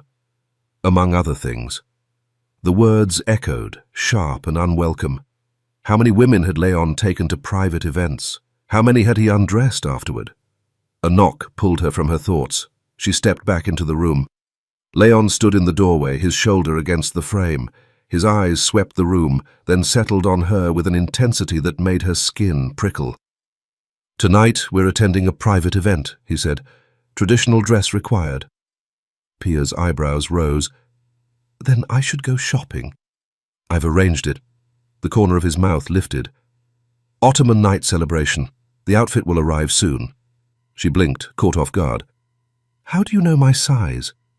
Leon's gaze traveled down her body, slow, deliberate, then back up to her face. Pia felt the heat climb her neck, spread across her cheeks. "In the kitchen," he said quietly. "When I kissed you, my hands were on your waist. I noticed." A pause. "I'm good at reading details. Perfume, women's bodies." His voice dropped. "Especially yours." Pia's breath stuttered. "That's—" She swallowed. "Presumptuous." His smile warmed, just slightly. "I'll pick you up in 2 hours. Rest." He left before she could respond. 30 minutes later, a young woman handed her a box wrapped in cream silk, tied with a gold ribbon. Pia untied it with fingers that trembled slightly, lifted the lid, and for a moment she forgot to breathe. Crimson fabric spilled out like liquid fire, embroidered with delicate gold thread that caught the afternoon light. A cropped top that would bare her stomach entirely, the neckline cut low enough to show the curve of her breasts. The skirt sat low on the hips, sheer panels at the sides revealing glimpses of leg with every movement. She held it up against her body. "I'm supposed to wear this?" This was nothing like the modest linen dresses she wore in Grasse, nothing like the invisible clothes she had hidden behind in New York. She hung it on the door and moved to the marble tub near the window, turning the brass taps until steam rose in thick clouds. The Bosphorus stretched silver and endless beyond the glass, ferries cutting white lines across the dark water. The heat was almost too much as she sank into it, but she welcomed the burn, let it ease the tension coiled in her shoulders and spine. She should have been thinking about Martin family secrets, about Keenan's gun glinting beneath his jacket, about what tonight might reveal. Instead, her thoughts drifted to Esma, the way she had murmured something in Turkish, low and intimate, the way Leon had not pulled away from her touch. Had they been lovers? Were they still? Does it matter? She sank deeper until the water reached her chin. It shouldn't matter. This was a business arrangement. 6 months, a perfume, nothing more. But when she finally stepped out of the bath and slipped into the crimson silk, when she stood before the mirror and saw the woman staring back, she barely recognized herself. The fabric clung to curves she usually hid, exposed skin she usually covered. Her wet hair fell in dark waves past her shoulders. Her eyes looked larger, darker, almost wild. This was someone bolder, more dangerous. Is this who he sees when he looks at me? A knock at the door. "Pia," Leon's voice low through the wood. "Are you ready?" She took one last look at the stranger in the mirror. "Yes," she said. "I'm ready. Ready for the party. Ready for the truth." She just wasn't sure she was ready for both. When Pia opened the door, Leon went still. His gaze swept over her, the crimson silk clinging to her curves, the bare stomach, the low neckline, and for one unguarded moment she saw it, raw hunger. Then his expression smoothed into something controlled. "You've been hiding," he said quietly. "Time to let the goddess out." Heat climbed her neck. She looked at him, loose linen pants, an ethnic shirt that left most of his chest bare, the scar tissue climbing from collarbone to shoulder, bronze skin against white fabric. "Men don't have as many options," he said, a hint of amusement crossing his face. The car wound along the Bosphorus, windows open to the September breeze. Leon watched her from the corner of his eye. Interesting, he said. Pia glanced at him. What? You create perfumes, but you wear almost nothing, just white musk, very faint. She smiled. My mother's formula. I turned it into a cream, neutral. It doesn't interfere when I'm working. His gaze dropped to her mouth, then lifted. It suits you. The breeze shifted, carrying his scent. Smoke and woods and vetiver, dark and masculine. Something that settled deep in her chest and made her want to lean closer. Chiran Palace stretched beneath the Bosphorus Bridge, vast gardens leading into ornate halls. Everyone wore traditional dress, low tables, silk cushions, candlelight flickering. On raised platforms, dancers swayed to drums and oud, their movements hypnotic. Pia felt like she'd stepped into another century. She reached into her purse and pulled out a tiny vial, placed one drop on her fingertip, touched it to her neck, then leaned toward Leon and brushed it against his throat. Leon stilled, his jaw tightening. What are you doing? A small test. She met his gaze. Don't you want to see the effect? His eyes darkened. Let's find out. They ate lamb cooked over open flames, drank rake that burned sweet. Leon spoke with the man beside him in rapid Turkish, his voice rougher in that language, his hands gesturing in ways she'd never seen. French, English, now Turkish. How many versions of this man existed? She watched his mouth form unfamiliar words, watched the way his throat moved when he laughed at something the man said. Her fingers tightened around her glass. Stop staring. She excused herself and stepped onto the terrace, because if she stayed, she would touch him. Her hand on his thigh, her fingers tracing his jaw. She needed air, needed distance from the heat building between them. Her pulse was racing, skin too warm. Is it the perfume? Is it working? Or did she simply want him? Had wanted him since the first night in Grasse, when he'd carried her from the balcony and she'd felt safe in a stranger's arms. The Bosphorus stretched dark below, lights from passing boats reflecting on the water. Footsteps approached. Pia! She turned. A man stood behind her, tall, dirty blonde beard, hazel eyes that held hers too long, mid-30s, dressed in black. Her eyes narrowed. He knew her name. Do I know you? No. His smile didn't reach his eyes. But I know you. You're with Leon. Unease prickled along her spine. And you are? Dominic. He stepped closer, head tilting as if catching a scent. That fragrance. Is it you? Before she could move, he leaned in, breath warm against her neck. Pia jerked back. Impressive, he murmured. A hand settled on her waist, smoke and vetiver reaching her before she turned. Leon. Dominic. His voice was flat. What are you doing here? Business trip. Dominic shrugged, but his smile said otherwise. He'd known exactly where to find them. It's been 2 years, brother. You don't need to see me. Leon's voice went cold. Dominic's smile widened, sharp and knowing. And yet here we are. Leon's fingers tightened on Pia's waist. He pulled her away without another word. They moved through the crowd. A woman in gold silk stepped into their path, placing her hand on Leon's arm, murmuring something in Turkish with a slow smile. Pia's nails dug into her palm. Leon glanced at Pia. Then he took the woman's hand off his arm. No, he said. He guided Pia toward the exit. Outside, the night air was cool.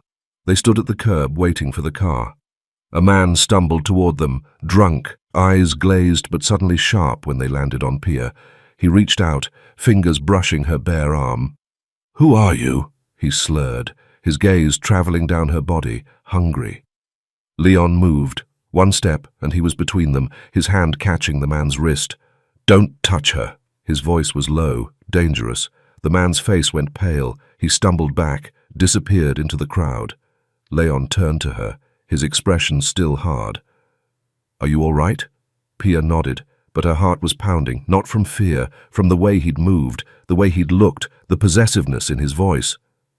The car arrived.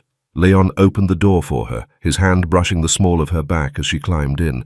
Their eyes met and held, neither looking away, as he slid in beside her.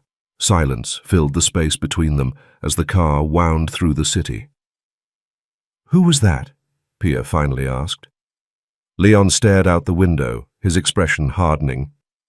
"My brother, Dominic. He works with my father in New York. Family business." Her stomach tightened. What kind of business? He turned, a dark smile touching his lips. "The kind you don't ask about." He held her gaze. "Some of it's illegal." She searched his face, looking for something, reassurance maybe. "But you're not part of it." "No." His voice was quiet, final. "I've been gone for 20 years. Pia's hands twisted in her lap. "Should I be worried?" His gaze softened, just barely. "Not about me." It wasn't a denial, just a careful boundary drawn in the sand. Something was different now. The air felt heavier. Every breath seemed to carry his scent, deeper now, warmer. Every accidental touch of their knees sent heat racing up her thigh. Pia's gaze kept drifting to his chest, the open collar, the veins tracing down his forearms where his sleeves were rolled. Leon's voice broke the silence. "The perfume." He turned to her, eyes dark. "It's working." Pia swallowed. "You feel it too? Since we left the palace?" His jaw tightened. "I can't stop thinking about—" He stopped himself. Their eyes met, and in that look, everything was said. They both knew. They both wanted. They stood outside her door. Pia's key trembled in her hand. She turned to face him, pulse racing beneath her skin. Leon's finger traced the line of her jaw, feather light, reverent. His thumb brushed across her lower lip. "I should walk away," he said quietly. "I should let you sleep." Her breath caught. "But—" His eyes burned into hers. "I can't resist you anymore." He kissed her. Soft at first. His mouth moved over hers with a tenderness that made her chest ache.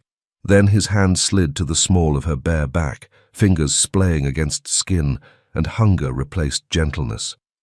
Leon broke the kiss just long enough to breathe against her lips. "Pia," he murmured, voice wrecked in a way she hadn't heard from him before. "You did this on purpose." Pia's lashes fluttered. "Did what?" "The perfume." His mouth skimmed her jaw, then her throat, then lower, every kiss slower than the last, like torture disguised as devotion. "You didn't want a test." Pia's head tipped back without permission, her pulse racing beneath his mouth, and she forced herself to whisper, "Maybe I wanted to see if you could lose control." Leon's breath stalled. Then he lifted his head, and the look he gave her made something hot snap inside her. "If I lose control," he said softly, "you'll feel it." The words sent fire licking through her veins, instant and sharp. She didn't even get the chance to respond because Leon's hands were already moving, one to her back, one to the thin straps of her top, sliding them down her shoulders with slow inevitability. The crimson silk loosened, bared more skin. Leon's gaze followed it. Pia felt the air hit her like a shiver. She saw the moment it changed him. His eyes darkened further, his nostrils flared, and for a second it looked like he was holding himself still by sheer willpower, like a man standing on the edge of something and trying not to fall. He pushed the door open, lifted her, carried her inside. The door slammed shut. Leon set her down beside the bed. His hands moved to the ties of her top, working them loose. The rest of the crimson silk fell away. His gaze traveled over her, dark, hungry, and Pia's skin felt too tight, too sensitive under the weight of his attention. She reached for his shirt, tugging the linen over his head. Her hands slid down his chest, fingers tracing the scar, then lower. When her fingertips grazed the waistband of his pants, she felt him tense beneath her touch. A low groan escaped him, his hand tangled in her hair. The sheets were cool at first, shocking against her heated skin, and Pia's breath hitched as Leon hovered above her, his eyes traveling over her body with something almost reverent. For a moment, he didn't touch her. He just looked, as if he was trying to convince himself this was real. Then his hand slid up her thigh, slow, patient, deliberate. and Pia felt her body tense, then soften, then melt into the sensation like she'd been waiting for that exact touch all her life. Leon's mouth followed his hand, kissing a line along her skin that made desire coil tight in her lower abdomen with every press of his lips. Pia's fingers tangled in his hair. His weight settled over her. His mouth found hers, deep and claiming. His hands moved over her body, ribs, waist, hips, stripping away the rest. When his skin pressed against hers, awareness sharpened every sensation to almost pain. She tasted salt on his skin, felt the fever of his body against hers. "Leon." His name broke on her lips. His mouth moved to her throat, her collarbone. His hand slid between her thighs, and pleasure sparked through her, sharp and electric. Her hips lifted. A sound escaped her, half gasp, half surrender. They came together in a rush of heat and breathless need. The fullness, the friction, overwhelming. Her legs wrapped around him, pulling him deeper. Leon's forehead touched hers. A muscle jumped in his cheek, restraint cracking. "Look at me," he murmured. "I want to see your eyes when you fall apart." Pia's gaze locked with his. "Pia," he groaned, "I need you." The words cut through the haze, raw and broken. Her body clenched around him. The pressure climbed, unbearable, and then pleasure crashed through her in waves.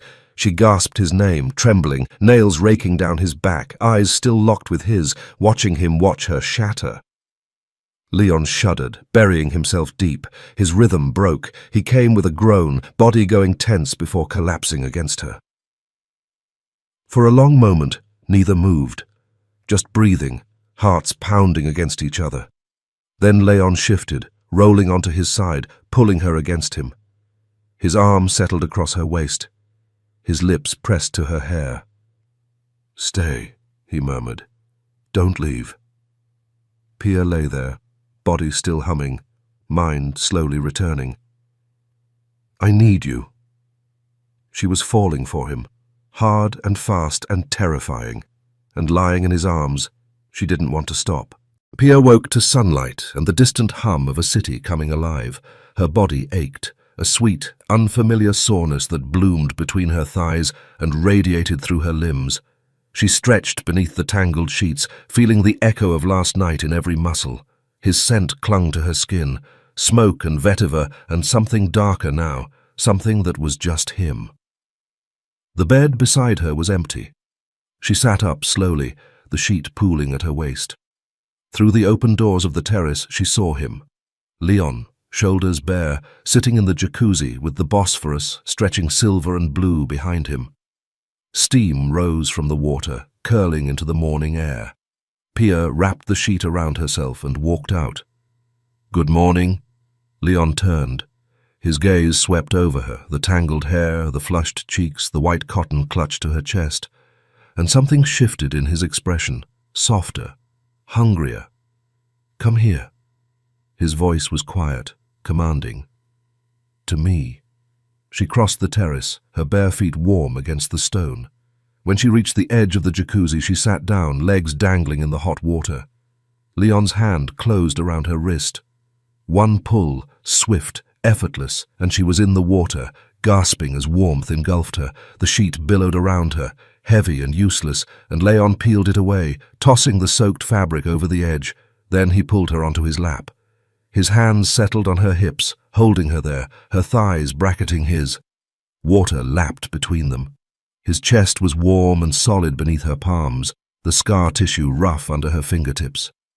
He kissed her, deep and claiming, the way he'd kissed her last night, like he couldn't get enough, like he'd been starving for years, and she was the first meal. Pia pulled back just enough to breathe. "Is it the perfume?" she whispered. "Still working?" A slow smile curved his lips. "Not right now." His mouth dropped to her throat, trailing heat down the column of her neck, and a moan escaped her before she could stop it. Her fingers found his jaw, traced the scar climbing from his collarbone. She'd never seen a mark make someone more beautiful, more dangerous, more devastatingly him. Leon lifted her chin, forcing her gaze to his. Those blue-green eyes burned into hers as he shifted beneath her, and then he was inside her, slow, deliberate, filling her completely, Her breath shattered. They held there, suspended in heat and want, watching each other. The desire in his eyes mirrored her own, and something about that, seeing herself reflected in him, made her pulse race faster. "Tell me you're mine," he said, voice rough. Her hips rolled against him, drawing a groan from his throat. "I'm yours, Leon." They moved together, a rhythm that built slow and urgent, water sloshing against the edges of the jacuzzi. Her moans filled the morning air. His hands gripped her waist, guiding her, and she buried her face in his neck, breathing him in. And then she realized what she was smelling. Not just his skin, not just the steam and the salt and the heat.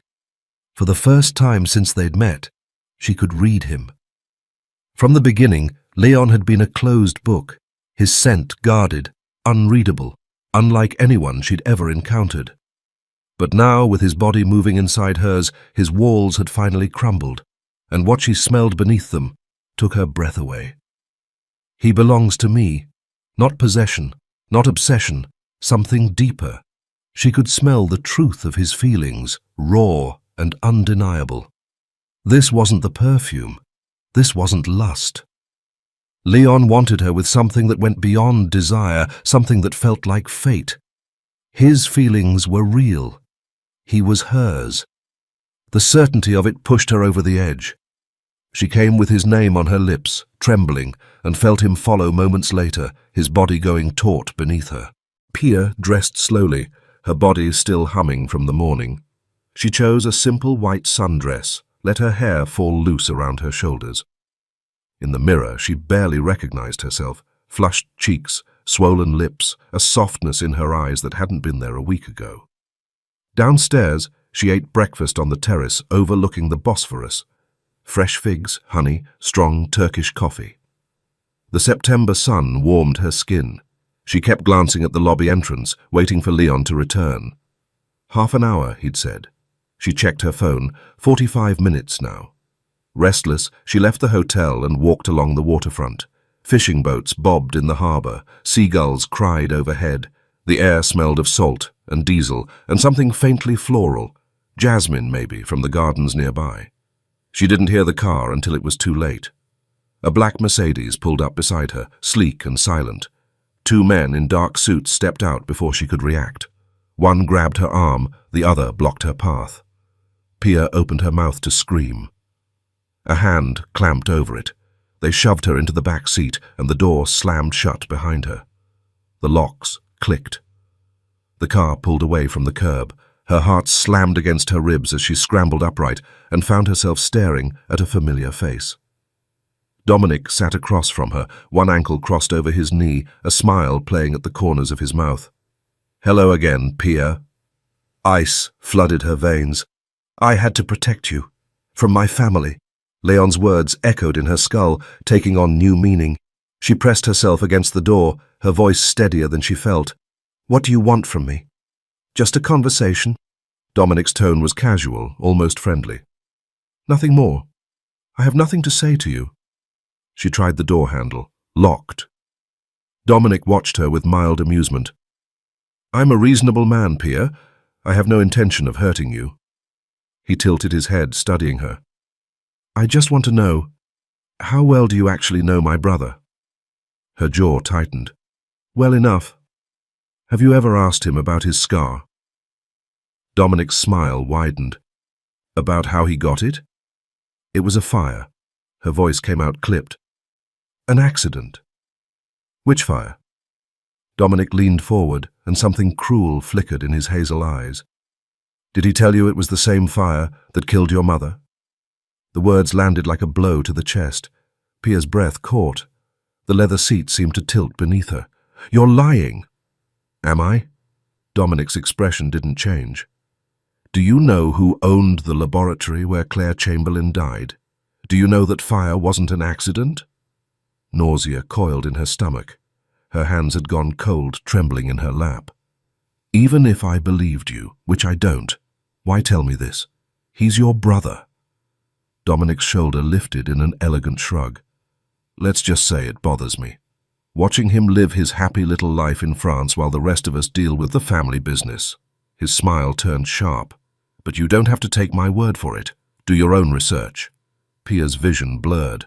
Tears burned at the backs of her eyes, but she refused to let them fall. Not here, not in front of him. "My mother died in a lab explosion," she said, her voice cracking despite herself. "An accident. That's what the report said." "Yes."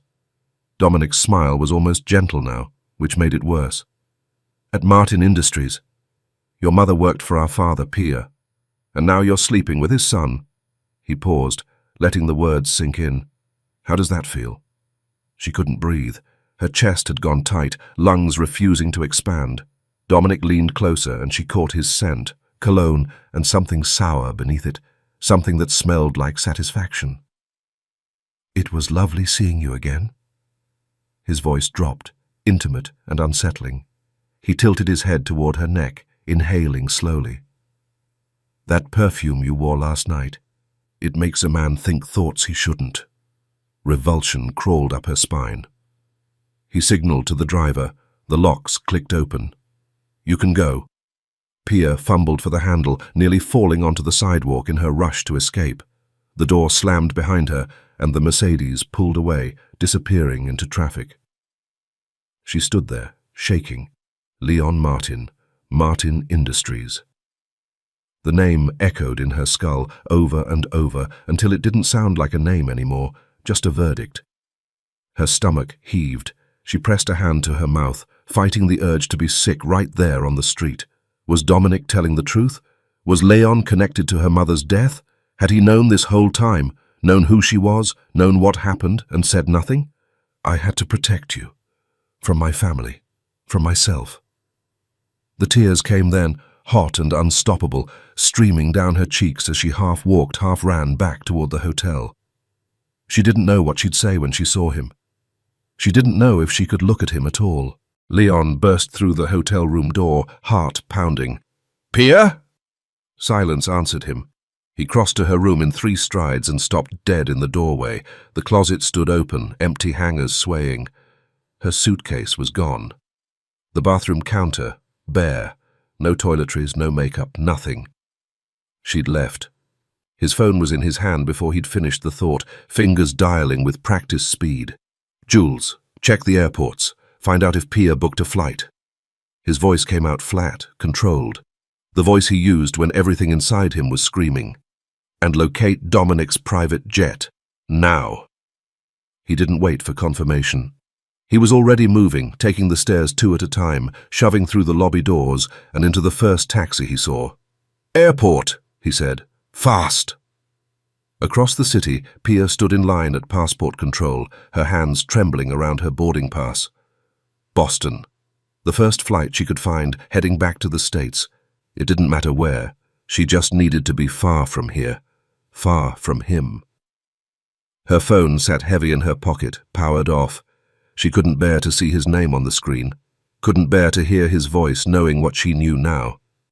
"Martin Industries. Your mother worked for our father." The line shuffled forward. She clutched her passport tighter. Everything she'd left behind played through her mind like a fever dream. Grasse, the lavender fields, the atelier filled with thousands of essences, the perfume they'd been building together, the one that was supposed to change everything. Her stomach lurched.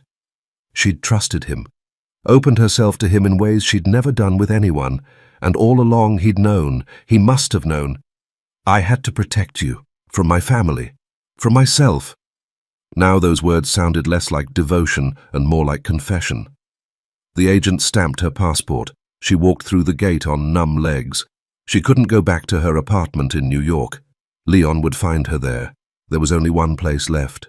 The only person who'd never lied to her. Richmond. Aunt Margaret. As the plane lifted off the runway, Pia pressed her forehead to the cold window. Tears slid down her cheeks, silent and unstoppable. She was in love with him. That was the worst part. And now that love felt like poison in her veins. 16 hours later, the porch light flickered on before Pia even reached the steps. The door swung open, and Margaret stood there in her bathrobe, silver hair loose around her shoulders, eyes wide with shock. "Pia!" Her aunt's voice cracked. "Sweetheart, I've been trying to reach you for days." Pia fell into her arms. She didn't cry. She was too exhausted for tears. She just held on, breathing in the familiar scent of lavender soap and old books, the smell of the only home she'd ever really known. An hour later, they sat in the kitchen. Steam rose from 2 untouched cups of coffee. The old clock on the wall ticked too loud in the silence. Pia set down her cup, her hands still unsteady. "How did my mother really die?" Margaret's face went pale. "I need the truth." Pia's voice hardened. "Who did she work for? Who was my father? Why has the past always been such a mystery?" Her throat tightened. "Every time I asked, you gave me half answers, fragments. I need to know everything, now." Margaret's eyes filled with tears. She reached across the table, gripping Pia's hand. "The fire report was altered," she said quietly. "I suspected from the beginning. But the people Claire worked for, they were powerful, Pia. Dangerous." She drew a shaky breath. "The official story said the explosion happened in the laboratory. But witnesses, the ones who weren't paid off, said it started at the building's entrance, not inside. Someone set that fire deliberately." The kitchen seemed to tilt. Pia gripped the edge of the table. "Why would the Martins destroy their own lab?" Margaret wiped her eyes with trembling fingers. "Because Claire found out what they were really doing. It wasn't just perfume research. The Martins were smugglers, art, rare plants, illegal botanicals. When the FBI reached out to Claire, she didn't want to get involved at first. But then," Margaret's voice broke, "she decided she had to do the right thing." Pia leaned forward, her pulse roaring in her ears. What was the problem? Why didn't she just cooperate? Margaret looked at her with something like grief. "The problem," she whispered, "was that she'd fallen in love with Richard Martin." 3,000 miles away, the door to Richard Martin's office slammed open hard enough to crack against the wall. Richard looked up from his desk and a slow smile spread across his weathered face. "Leon." He leaned back in his leather chair, fingers steepled. "What brings you all the way here?" Leon crossed the room in 4 strides, stopping just short of the massive mahogany desk. His chest heaved, his hands shook with barely contained rage. "Why can't you leave me alone?" The words came out low, dangerous. "Where's Dominic? What did he do to Pia?" Richard's smile didn't waver. "You've been obsessed with that girl for 20 years, son. Following her, paying for her education, watching from the shadows." He tilted his head, eyes gleaming with something like amusement. "And now you've finally made her your lover. How touching." Leon's fist slammed into the desk.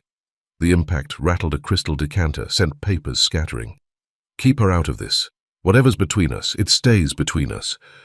Where is she?" Richard spread his hands, the picture of innocence. "I have no idea." Leon's voice dropped, raw with decades of buried pain. "Don't you ever feel guilty? About any of it?"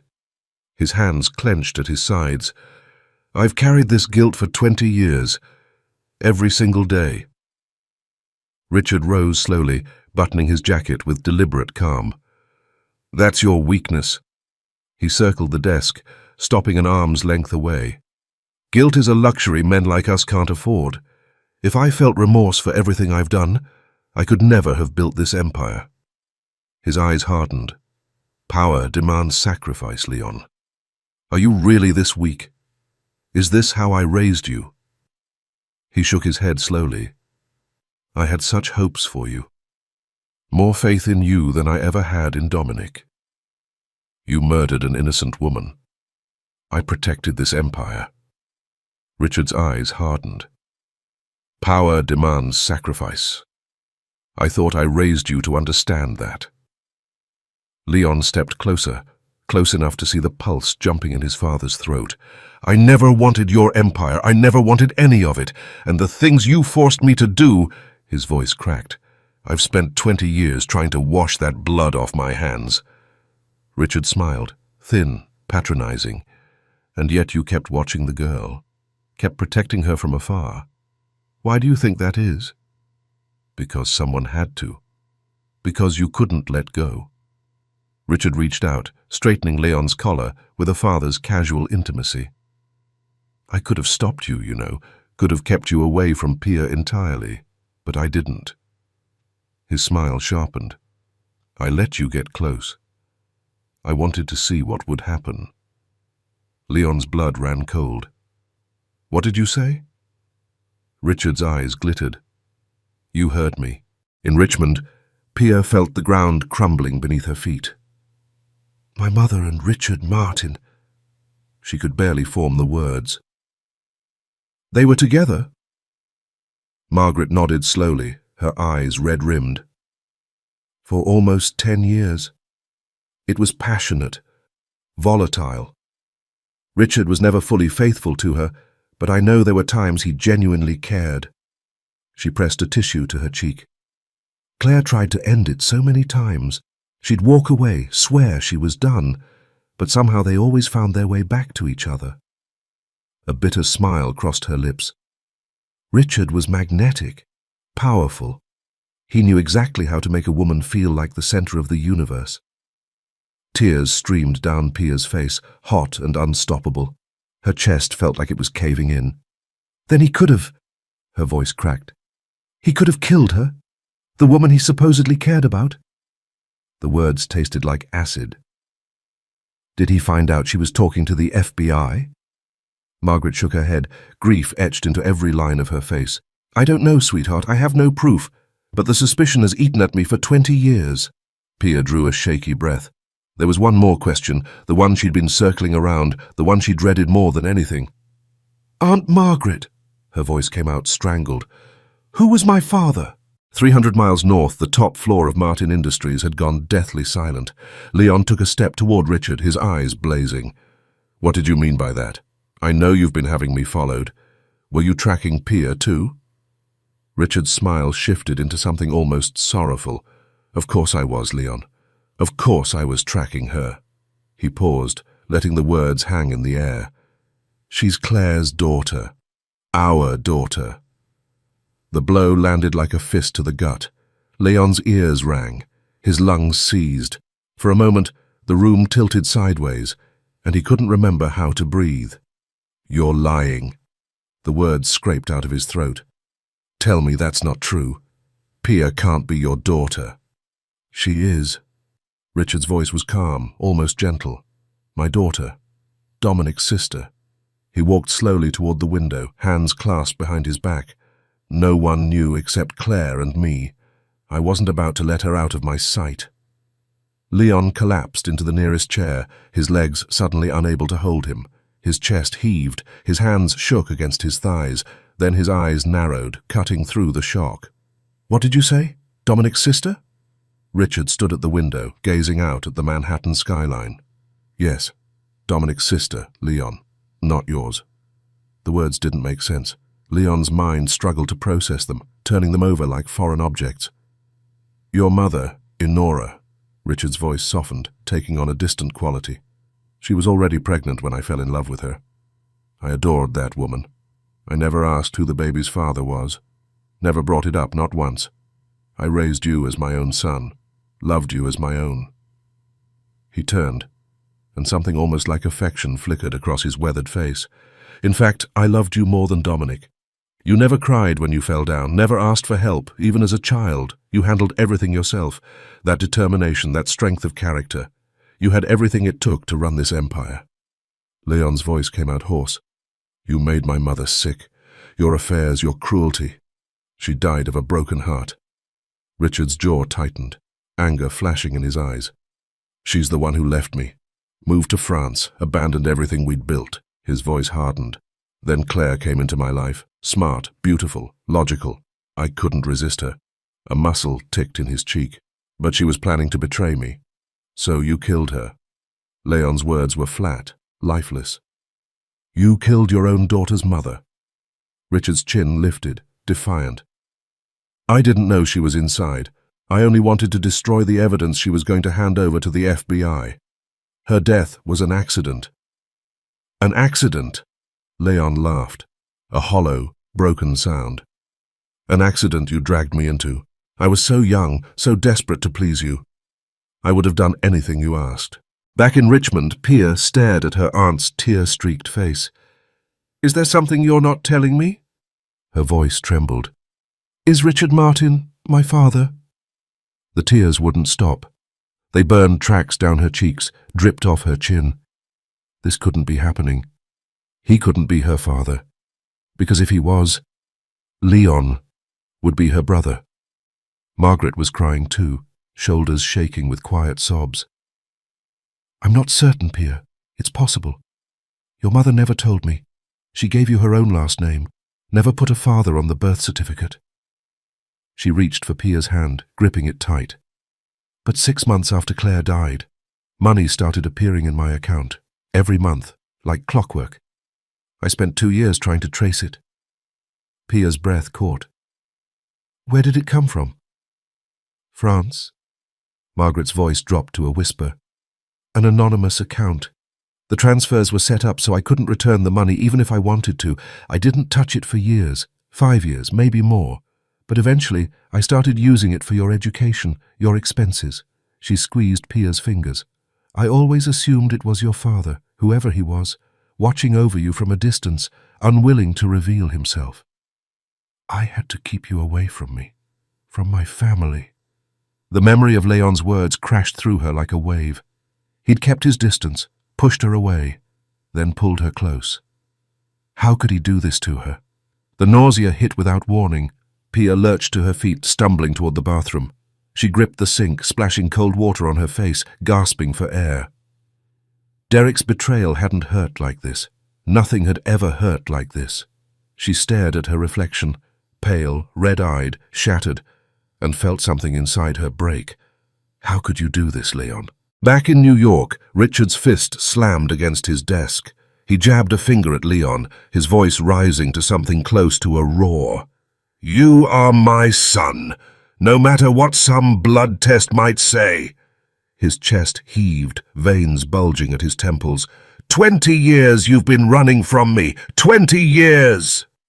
He swept his arm across the room. The mahogany furniture, the floor-to-ceiling windows, the Manhattan skyline glittering beyond.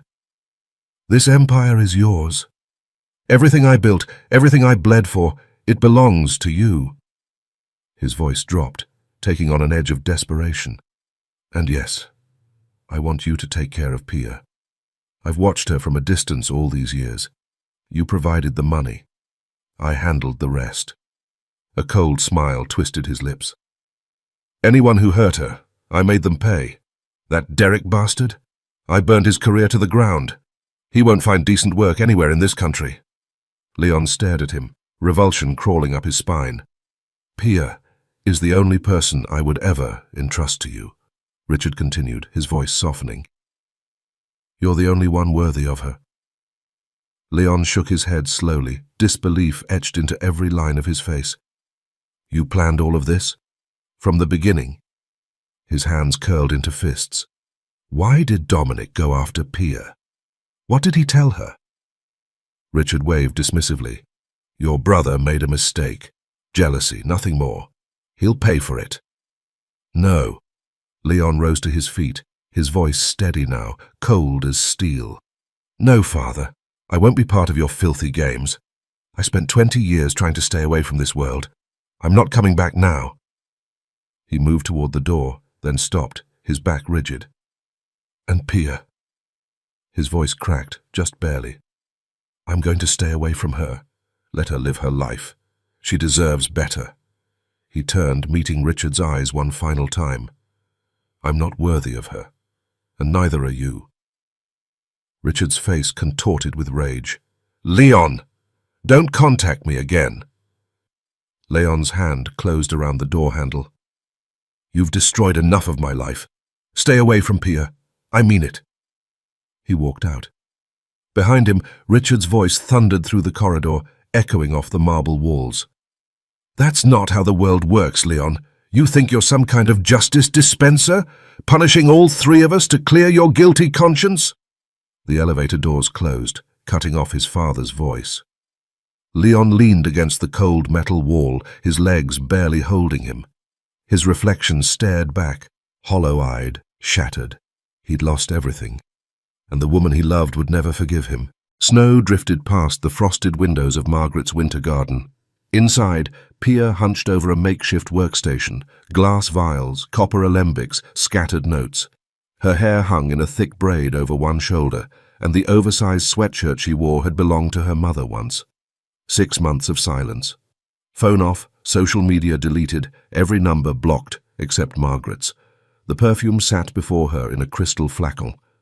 90% complete, technically flawless, utterly wrong. She lifted the stopper and inhaled. Bergamot and neroli on top, rose and jasmine in the heart. The rare Turkish musk from Istanbul anchoring the base. Every molecule calibrated to trigger oxytocin, suppress cortisol, balance serotonin. The science was sound. But when she sprayed it on her wrist and closed her eyes, she felt nothing. No transformation, no alchemy, no bridge between grief and desire. Just expensive chemistry, pretending to be magic. Pia pressed her palms against her eyes until stars burst behind her lids. The same wall, every night, the same question. How do you turn pain into love? Outside, the snow fell harder. Across the street, hidden in the shadow of a bare oak, a man stood motionless.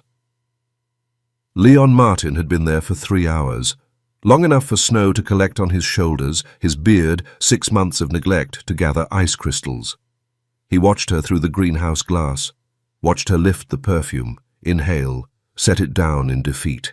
His chest ached with a pain no cold could match. I would give anything to touch you right now. He could cross that street in 30 seconds, knock on the door, fall at her feet and beg forgiveness. But then what? Drag her back into his father's world? Watch the light in her eyes die the way it had died in his mother's, in Claire's? I can't sacrifice you for this. His hands curled into fists, knuckles white. I can't hurt you. Not again. 4 times in 6 months he'd come to Richmond, always at night, always from a distance, always leaving before dawn with nothing but the memory of her silhouette. This was his penance, watching over her like a ghost, protecting her from the only real threat she faced, himself. The snow kept falling. Pia kept working, and Leon stood in the darkness, frozen in every way that mattered, loving her enough to stay away. The chateau had become a tomb. Leon sat in the West Wing study, unshaven and hollow-eyed, the same clothes he'd worn for 3 days hanging loose on his thinning frame. Claire's leather journal lay open on the desk before him. Beside it, a faded T-shirt, the one Pia had slept in, forgotten in her rush to escape Istanbul. He'd found it folded on his bathroom floor. 6 months later, it still carried traces of her scent. Soft musk, warm skin, her. He couldn't remember the last time he'd slept through the night, couldn't remember the last time he'd eaten a full meal. The atelier stood untouched, the perfume abandoned mid-formula, and he spent his days here, in this room full of ghosts, punishing himself with memories. The door opened without a knock. Helene crossed the room and set a cup of tea on the desk, her eyes taking in the mess, the empty bottles, the scattered papers, the man she'd watched grow from a wounded boy into something even more broken. Leon, her voice was soft but firm. You're torturing yourself. He didn't look up from the T-shirt. Helene's gaze fell on the journal, its pages soft from handling. She knew what it contained. She'd been there 20 years ago when the package arrived from New York, had watched Leon read Claire's final words and collapse into grief. Give it to her. Her voice was gentle but firm. The journal. Pia deserves to know. Leon's jaw tightened. She'll hate me. She already hates you. Helene sat down across from him, her weathered hands folded in her lap. You've given her silence for 6 months. What do you have to lose? Leon said nothing. His fingers closed around the worn fabric of Pia's shirt. Helene waited. When no answer came, she rose quietly and left the room. That night, after Leon had finally fallen into fitful sleep on the study couch, Helene returned. She moved silently through the darkness, lifted Claire's journal from the desk, and tucked it into a padded envelope. She found the address on a torn envelope in Leon's desk drawer. Margaret Chamberlain, Richmond, Virginia. Some decisions were too important to leave to broken men. Margaret found her in the winter garden, hunched over the same failed formula. "This came for you."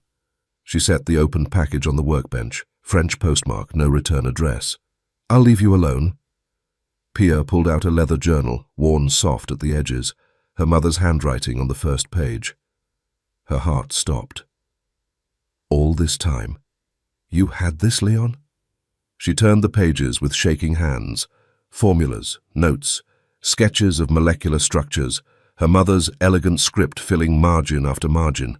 A perfume project, unfinished, abandoned 20 years ago. An hour later, it clicked. The bass notes, the structure, the impossible goal of transmuting grief into desire. This was the perfume, the same one Leon had been trying to create in Grasse, the same one she'd been failing at for 6 months. Her mother's unfinished work. Leon had been trying to complete it. Rage flooded through her, hot and blinding. "You selfish bastard! You knew about this the whole time. You let me struggle, let me fail, and you never said a word. How could you keep this from me?" Suddenly, flipping through the final pages, a folded letter slipped out, yellowed with age, her mother's handwriting, for Leon. Pia unfolded the yellowed paper with trembling fingers. "Dear Leon, you were 13 when you first walked into my lab. I've always thought of you as my own son. I know scents remind you of your mother. I know how talented you are. Leon, I want you to have this journal. If anything happens to me, I've arranged for it to go to your mother's place in France. These formulas should stay with you. Someday, my daughter Pia might choose this path. She has the gift. She can read emotions through scent, just like me. When the time comes, give her this journal and watch over her. You're a good kid, Leon. You don't carry your father's darkness. Maybe you'll carve out a different path for yourself.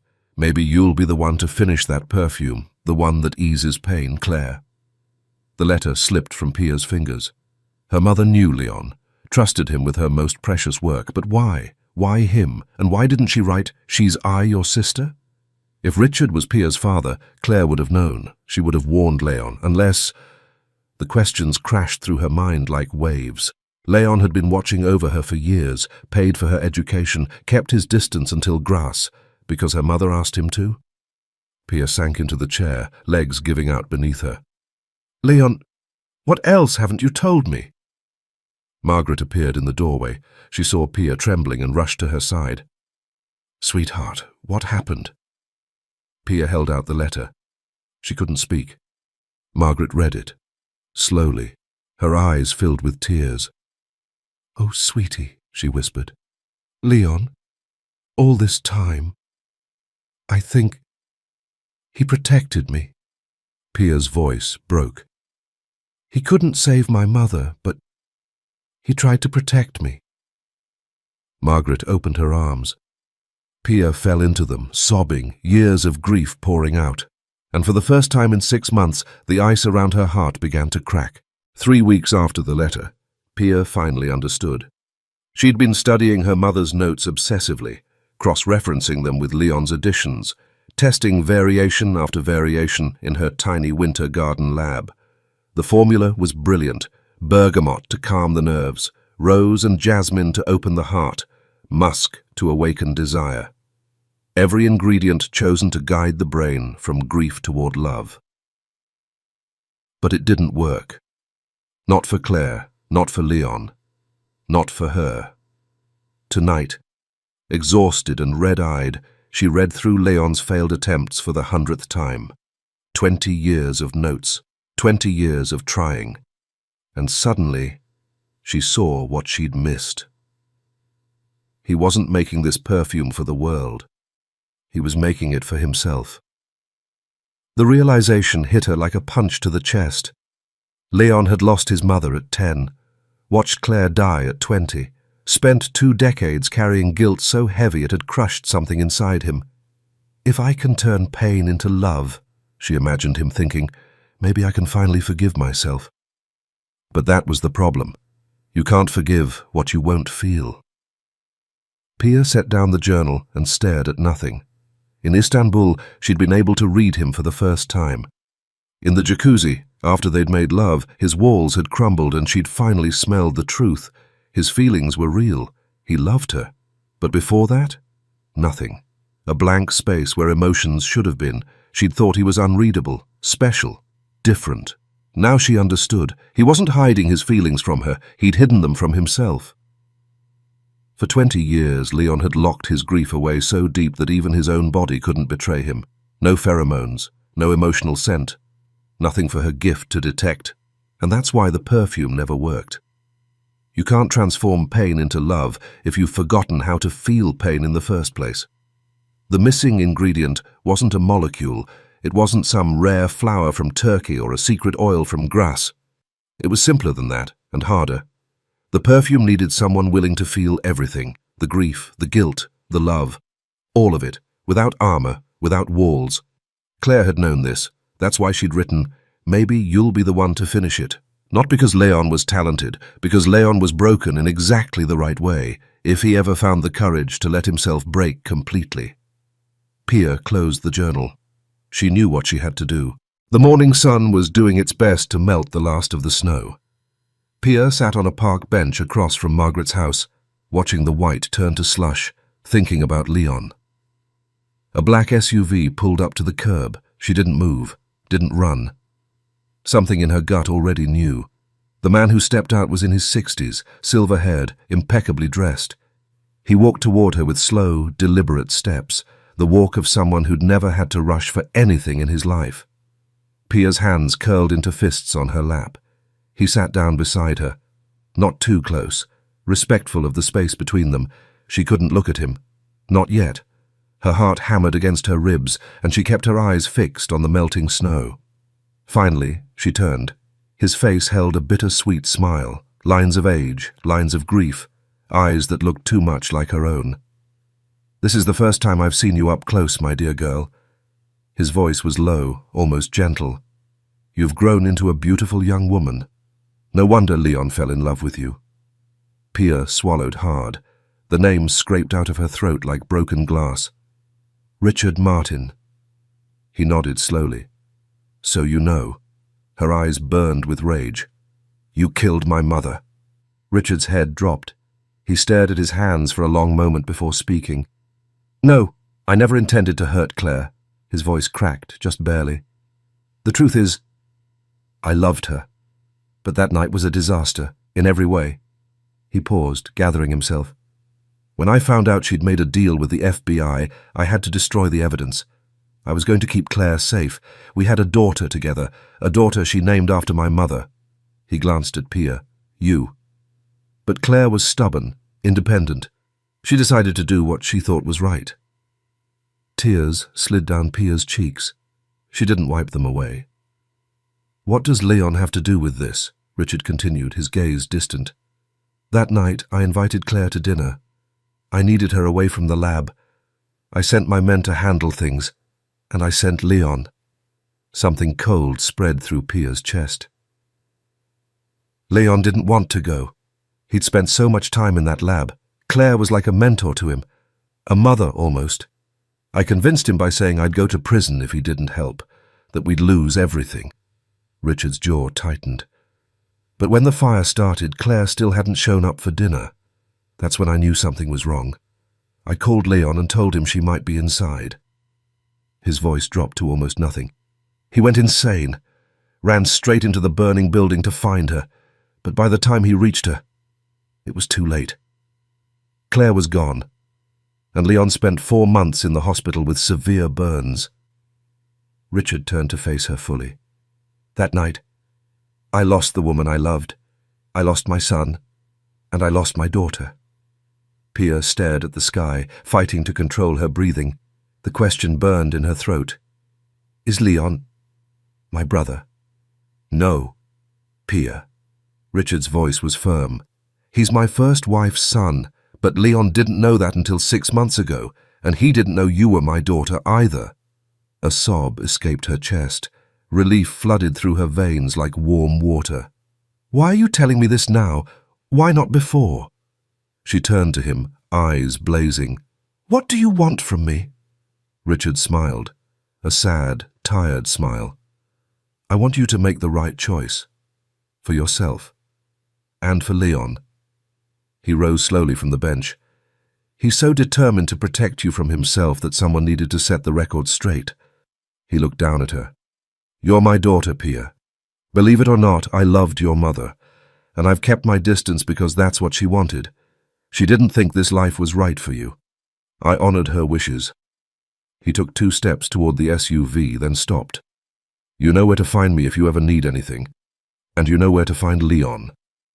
He began to walk away, then turned one last time. By the way, I'm proud of you. The SUV door closed, the engine hummed, and Richard Martin disappeared down the street, leaving Pia alone on the bench with tears streaming down her face and something new blooming in her chest. Hope. The March sun hung low over grass, warm enough to hint at spring, but carrying a cool edge that prickled against Pia's skin. She stood at the chateau gates, heart pounding so hard she could feel it in her throat. The crystal bottle was cool in her palm. She uncapped it, pressed a single drop to the pulse point at the base of her throat, right where Leon always buried his face. The scent rose around her like a promise. Memory made liquid, pain transformed into beauty. She walked to the door. Helene opened it before she could knock. The older woman's face crumpled into a smile, eyes glistening.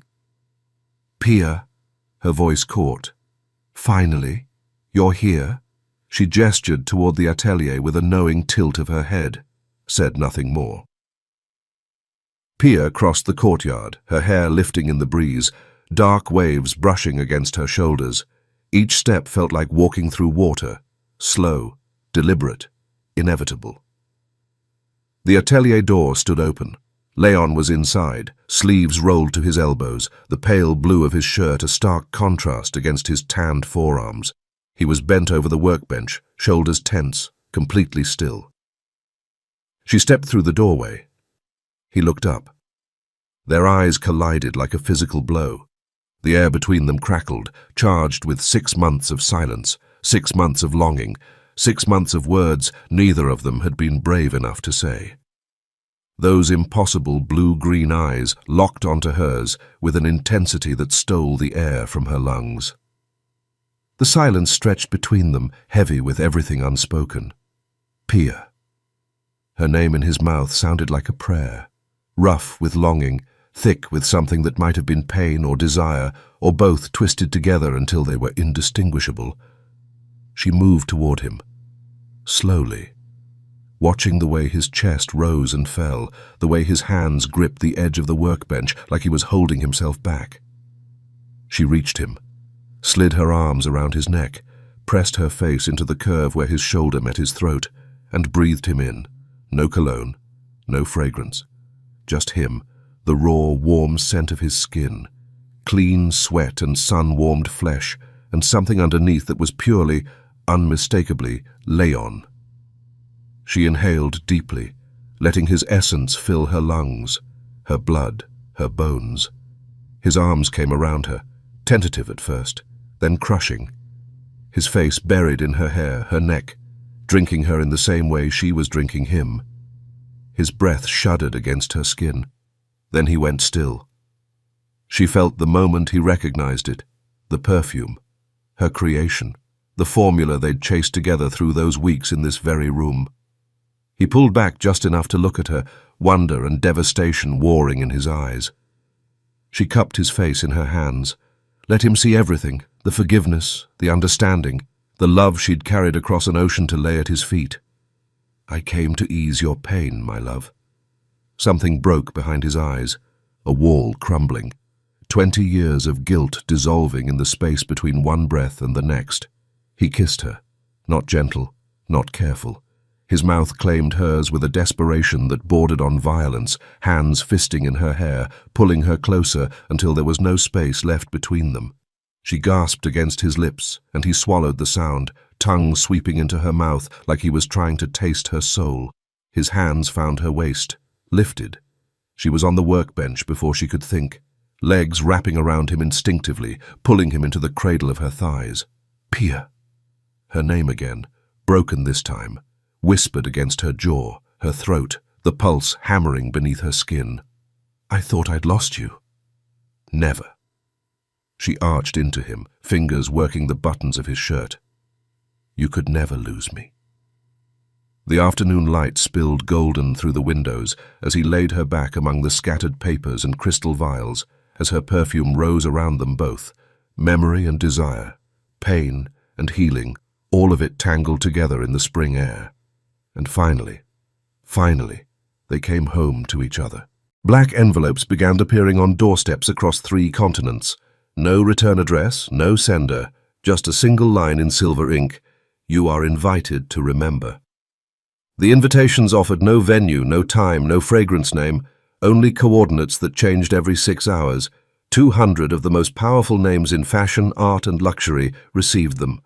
The industry lost its mind. A 19th-century glass conservatory, a hidden courtyard in Paris, Le Marais, jasmine climbing the iron bones of the structure, candles flickering in the April dusk, 200 guests in evening wear, but no cameras, no phones, no press were permitted beyond the threshold. At each place setting, a single crystal vial, thumb-sized, unmarked, and at the head of the room, Pia in ivory silk, Leon in black beside her, his palm warm against the small of her back. There were no speeches, no introductions, just one instruction on cream-colored cards. Close your eyes. Breathe. Remember, 200 vials uncapped in unison, 200 breaths drawn deep. And then, silence. Complete, absolute silence. A woman in the front row closed her eyes and her lips parted, not quite a smile, but the beginning of one, as if she'd glimpsed something she'd forgotten was possible. Beside her, a silver-haired man exhaled slowly, his shoulders softening. He whispered something, a name maybe, and nodded to himself, as though making peace with a memory he'd been fighting for years. Across the room, a young designer pressed the vial to her wrist and went still. When she opened her eyes, they were wet, but her expression held no sorrow. Something had shifted, something small but real. An older woman touched her throat where the scent lingered and breathed. I think I can let it go now." A man in his 60s stood, walked to the window and simply breathed, deeper than he had in years. The perfume didn't erase their pain. It transformed it, into hope, into desire, into the fierce, aching need to live and love again. The conservatory filled with the soft sounds of 200 people breathing differently than they had when they walked in. Not healed, healing was a journey, not a moment, but something had cracked open, a window, a possibility. Pia watched it all, and her throat tightened. This is real. This is happening. 28 years of being invisible, of being one of 200 noses at a company that never learned her name, of creating formulas that ended up with someone else's signature on them, watching her work launch under another perfumer's credit while she mixed samples in a back room. And now 200 of the most powerful people in the world were holding something she had created, something with her name on it, something born from her mother's lost formula, her own grief, and the impossible love of a man who had seen her when no one else could. "Mom, can you see this?" Her chest ached with a sweetness she couldn't name. This was what she was made for. Not a perfume, a bridge. Between pain and hope, between the past and the courage to want a future. Leon's fingers intertwined with hers. He lifted her hand to his lips, pressed a kiss to her knuckles. Then he raised his glass. "Ladies and gentlemen," his voice carried through the stunned silence, "I present to you Memoir de Peau, created by Pia Chamberlain." He paused, his gaze finding hers. "My future wife." The room erupted, gasps, applause, camera flashes from somewhere. Someone had smuggled a phone past security. Within minutes, the photos hit social media. Within hours, they'd gone viral. Within days, the perfume world would never be the same. But in that moment, Pia heard none of it. She only heard Leon's heartbeat against her ear as he pulled her close. She only smelled him. Warm skin, no cologne, just him. She only felt his whisper against her temple. You turned their pain into hope, my love, into the joy of being alive. Thank you so much for staying with Pia and Leon's story until the very end. If this touched your heart, please don't forget to subscribe and hit that like button. It means the world to me. You know. Scent is the only sense that opens a door straight into memory. One breath and suddenly you're somewhere else. Someone else. Feeling something you thought you'd forgotten. So I want to ask you, if one single scent could take you back in time, just for a moment, what would it be? And who or where would it bring you back to? I'll read every single comment, I promise. Your stories matter to me. Until the next story, take care of your heart and the memories it holds.